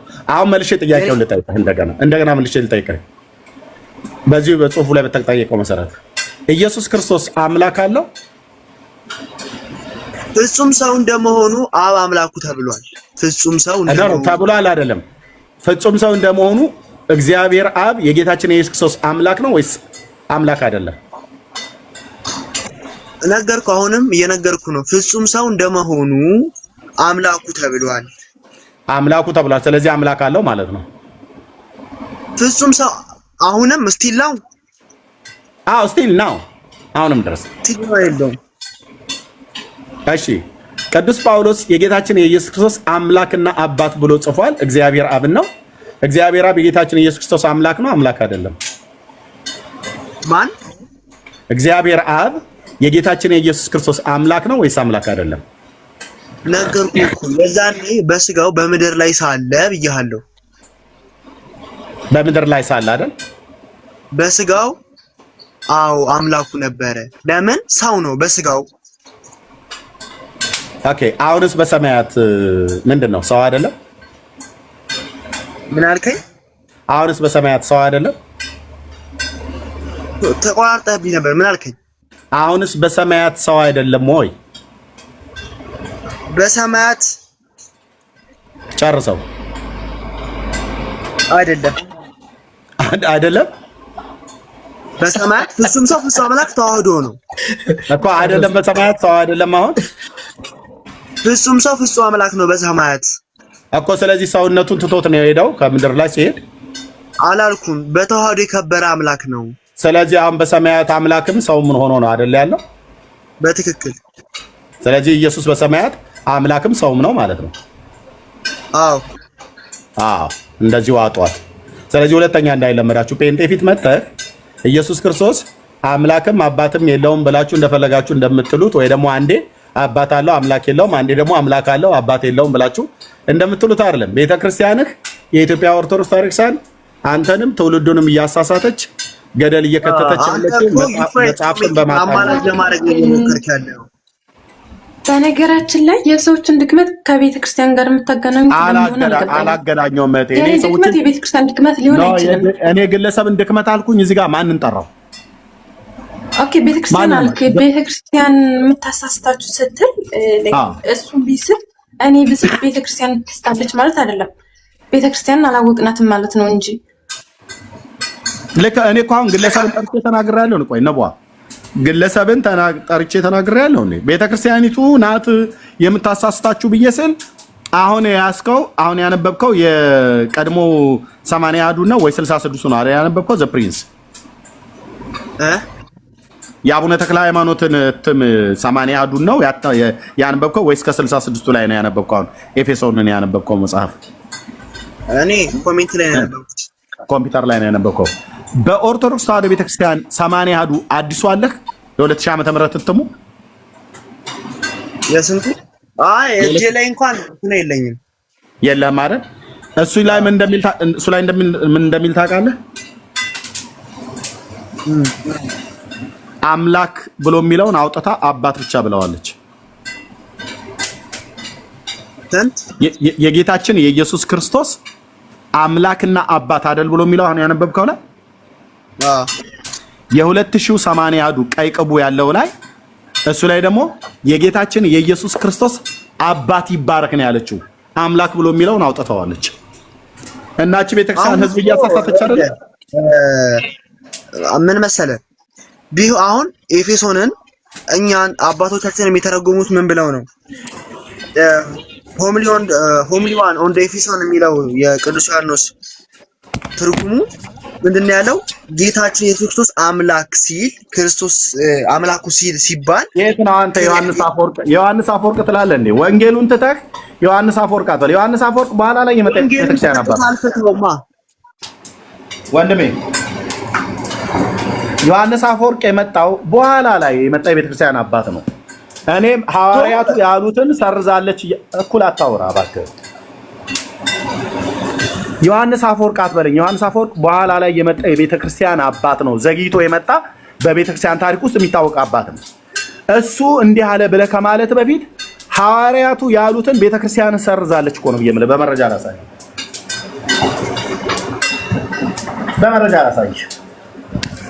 እዚህ ቤት በመረጃ ነው የሚወራው ብራዘር። ያው በመረጃ ቆይ አድምጠኝ ብራዘር። ከደከመ መውጣት ትችላለህ። እዚህ ቤት ያለ መረጃ አይወራም። ይሄ የኢትዮጵያ ኦርቶዶክስ ተዋሕዶ ቤተክርስቲያን 80 ወአሐዱ መጽሐፏ ነው።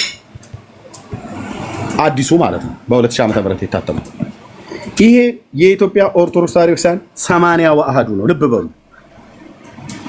አሁን የኤፌሶን 1 ላይ ቁጥር 3 ላይ ወንድማችን ያነበበውን በሁለቱም 80 አሐዱ በኦርቶዶክስ 80 አሐዱ ቤተክርስቲያን መጽሐፍት እናነባዋለን፣ ወደ ብርሃን እናወጣዋለን፣ እናሰጣዋለን ማለት ነው። ምን ያህል ወንጀል እንደሚደረግ፣ ምን ያህል ማጭበርበር እንደሚደረግ፣ ቤተክርስቲያኒቱ እንዴት እንደምታጭበረብረው ህዝቡ ዓለሙ ይያይ።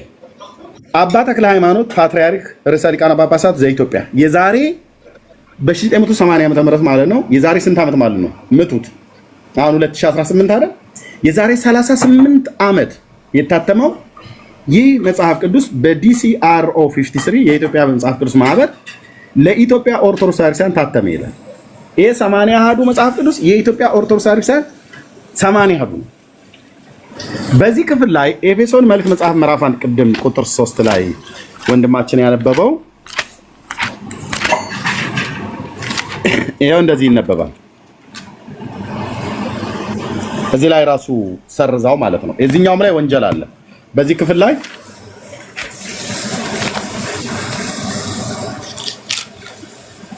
በዚህ መጽሐፍት ውስጥ እንኳን እኔ ባነበብኩት እዚህ ጋር መረጃ አውጥቼ ባሳየሁት ማለት ነው በ80 አሐዱ መጽሐፍ ቅዱስ ላይ በ1980 ዓመተ ምህረት እትም በአዲስ ኪዳን ውስጥ ከዋናው ከግሪኩ ቅጂ የተለዩ 27 ልዩነቶች አሉበት። 27ቱን መርጬ ስላገኘሁት ማለት ነው።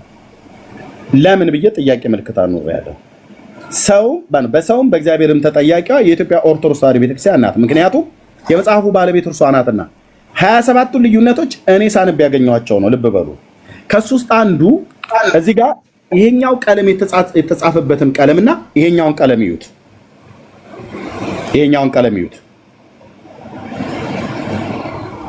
ይታያችሁ። ይሄኛው ደማቅ ቀለም ነው።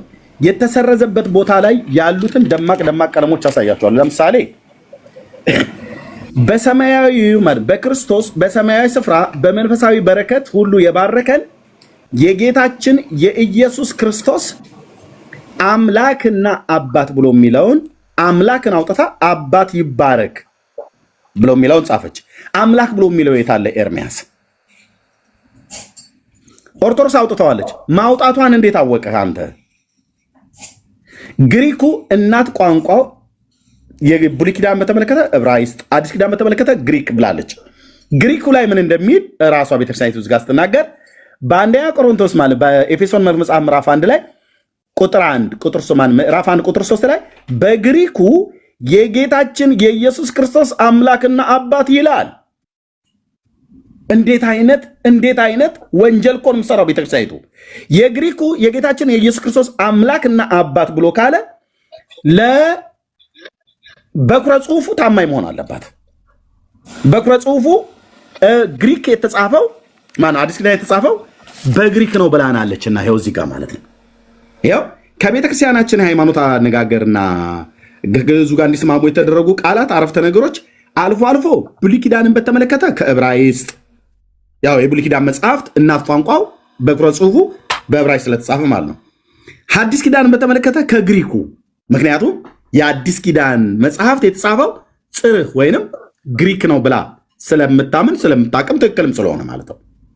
ስለዚህ በኩረ ጽሑፉ ላይ የማይገኝ ማለት በኩረ ጽሑፉ ላይ የሚገኘውን ቃል አውጥታ ነቅላ እኔ ጌታ እግዚአብሔር ምስክር በሚያውቀው የአብርሃም አምላክ ምስክር ነው። እንደ ኢትዮጵያ ኦርቶዶክስ ቤተክርስቲያን በመጽሐፍ ቅዱስ ላይ ወንጀል የፈጸመ የለም። በተለይ ይሄ መጽሐፍ ማለት ነው። ቀጥ እያሳያቸዋለሁ።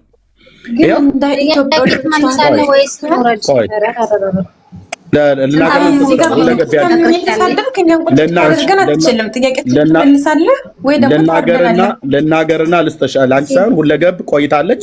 ለሁለገብ ነው አምላክ የሚለውን የኢትዮጵያ ኦርቶዶክስ መደበቅ ብትፈልግ ብዙ ጥቅሶች አሉ እኮ።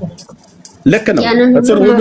ሁሉንም እናያቸዋለን። ሁለገብ ለአንቺ ሰጥሻለሁ። የአንቺ ተራ ነው። በክርስቶስ እኔ ጥያቄ ነው የመጣሁት። አንተን ላዳምጥ አይደለም የመጣሁት። አንተ እኮ ስንት ዓመት ጮኸህ? ምንም ለውጥ አላመጣም። አባቶች ተከታይ 400 ተከታይ እንዲኖር ነው ያደረገው። አድመጨኝ እህትዬ፣ ቆይ አድመጨኝ። እንደማመጣ የኔማ ጩኸት አባቶችሽ ከምስራቅ ከምዕራብ ከሰሜን ከደቡብ ተጠራርተው ስብሰባ እንዲቀመጡ እኮ አስደረግኳቸው። ይሄን አልሰማሽም እንዴ? የሊቃውንት ጉባኤ እኮ የተሰበሰቡት እኔና መሰል ወንድሞቼ ገድላት ድርሳናታችሁ ላይነሱ ለዘላለም አድቅቀን ስንጥላቸው ተሰበሰቡና ምን አሉ? ጳጳስሽ ፓትርያርኩ መጽሐፍቶቻችን ጥራት ይጎላቸዋል። አድምጨኝ፣ አደርቢ እሰጥሻለሁ እህቴ። ምንም ያለመጣ አድምጠኝ ብራዘር። ልክ ነው።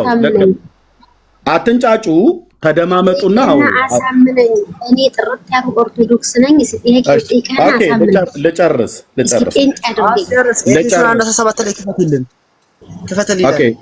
ዘፕሪንስ ለምንድን ነው የምትረብሹት? አንዳችሁ አውሩ። ኤፌሶንን አናተ ሰባትን ክፈት። ይሄው እኮ እያወራሁ ኤፌሶን ለምንድን ነው የምትንጫጩት? አንዳችሁ ተደማምጣ። አሁን የሁለገብ ነው። አንተ ቅድም ያወራኸውን ልዩነቱን እያሳየው ነው። ኦርቶዶክስ በመጽሐፍ ቅዱስ ላይ ምን ያህል ወንጀል አረባክ የጀመርኩት ካልሆነ ላስወርድ ተራይዛ አውራ ብራዘር ማለት ዘፕሪንስ ከዚህ በኋላ ስርዓት ያዙ። ሁለገብ ስርዓት ያዙ። ሁለገብ ብቻውን ማውራት ያለባት ስለቆየች ማለት ነው። ጥያቄም ከጠይቀህ ትጠይቅ። ንቧ ቅድም ጠይቃለች። ቆይ ልጨርስና ልስጥሽ። ለአንቺ ነሽ የምጠይቂው። እዚህ ጋር የለም ጥያቄ ስለአንተ ነው እኮ ልጨርስ። ይሄንን ቅድም እሱ ያወራውን ልጨርስ ነው ብዬ የምልህ። እዩዋቸው እንግዲህ ምን ያህል ስነ ምግባር የጎደላቸው ሰዎች መሆኑ ማለት ነው። እሺ እታችሁ እንደ በረሮ እንደዚህ አንተባታለሁ ማለት ነው። ስርዓት ከሌላችሁ እኔ በስርዓት ቤት አግብቼ ሳወራ ኦርቶዶክስነት ማለት ጋጠወጥነት ነው ብሎ ትውልዱ እንዲያምን እያደረጋችሁ ያላችሁት ራሳችሁ ናችሁ። ቀደም ተደማመጠን አይደል? ኤፌሶን ላይ አውጣም የሚሆነው ነገር የለም። ስለዚህ በትችት ምናምን ሳይሆን እታችሁ ረጂ እንደ በረሮ ፊሊስ ሲነፋበት እንደሚበንት እንደሚል ስርዓት ከሌላችሁ እንደዚህ ነው ማወራችሁ። እኔ አክብሬ አወራኋችሁ አይደል? ገብታችሁ አወራችሁ። ኤፌሶን 1:3 ላይ የኢትዮጵያ ኦርቶዶክስ ቤተክርስቲያን ወንጀለኛ ናት። ለምን? እናት ቋንቋው ግሪክ ቋንቋው በኩረ ጽሑፉ ከሚለው ውጪ አውጥታ ተርጉማ ትውልድን እያጣመመች ነው። መረጃ ይኸው በቀደመው 80 አሐዱ መጽሐፏ ላይ የኤፌሶን 1:3 ላይ ያለውን የጌታችን የኢየሱስ ክርስቶስ አምላክና አባት ይባረክ ብሎ ያለው አምላክ ብሎ የሚለውን ቃል አውጥተዋለች። በምን አወቀ ኤርምያስ? ይኸው የግሪኩ ይላል የኤፌሶን 1:3 ማለት ነው። 1:3 ይሄ 3 ማለት ነው። ይኸው ምዕራፍ 1 ቁጥር 3 ኤፌሶን ምዕራፍ 1 ቁጥር 3 የዚህ ክፍል ላይ የግሪኩ የጌታችን የኢየሱስ ክርስቶስ አምላክና አባት ይላል አለ። የግሪኩ የጌታችን የኢየሱስ ክርስቶስ አምላክና አባት ብሎ ካለ ለምንድነው የኢትዮጵያ ኦርቶዶክስ ቤተክርስቲያን አምላክ ብሎ የሚለውን ቃል ያወጣችሁ? ጠማማ ትምህርት ስላላት ማለት ነው። ትውልድን ያጣመመች ጠማማ ቤተክርስቲያን ስለሆነች የአምላክን ቃል ታጣምማለች። እንደ ጠማማ እባብ የአምላክን ቃል ትሰርዛለች። በኩረ ጽሑፉ ላይ ያለውን ቃል አውጥታ ትሰርዛለች ማለት ነው። በኩረ ጽሑፉ ላይ ግሪኩ ይላል እያለች ማለት ነው። ግሪኩ የሚለው ማን ነው? ከዚህ ጋር አውጭ ያደረጋት እሷን። ይህም ባቢሾ የደነዘዘ ደብተራ ሁሉ እንደዚህ ነው ልክ ማስገባው፣ እንደዚህ በመረጃ እያወጣን ማለት ነው። እሺ በዚህ ክፍል ላይ ይሄንን እንደዚህ ብላ አሰረዘች። በዚህ ክፍል ላይ ደግሞ የተጻፈው ላሳያችሁ በ2000 ዓመተ ምህረት ትርጉም ላይ ማለት ነው።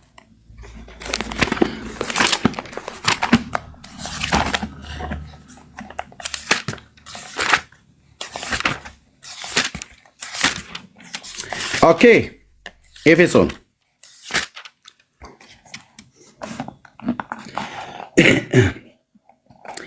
ኤፌሶን 1:3 ይታችሁ በክርስቶስ ኢየሱስ በሰማያዊ ስፍራ በመንፈሳዊ በረከት ሁሉ የባረከን የጌታችን የኢየሱስ ክርስቶስ አባት እግዚአብሔር ይመስገን። አምላክ ብሎ የሚለው የት አለ? የለም። ህዳጉ ላይ ምን አለች? ምንም።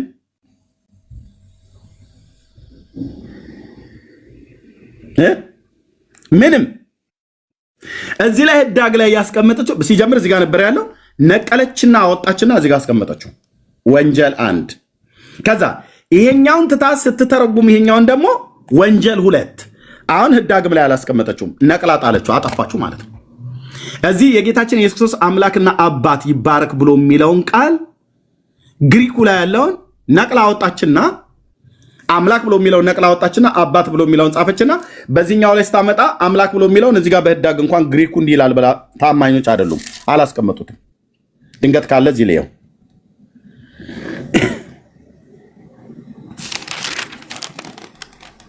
የለም ወንድሞቼና እህቶቼ፣ የለም። ያው ህዳጉ ላይ የለም። እዚህ ህዳጉ ላይ የግሪኩ የጌታችን ኢየሱስ ክርስቶስ አምላክና አባት ይላል አለች። እዚህ ላይስ የግሪኩ የሚለውን ህዳግም ላይ አወጣችሁ። እዚህ ዋናው ዘርም ላይ አወጣችሁ።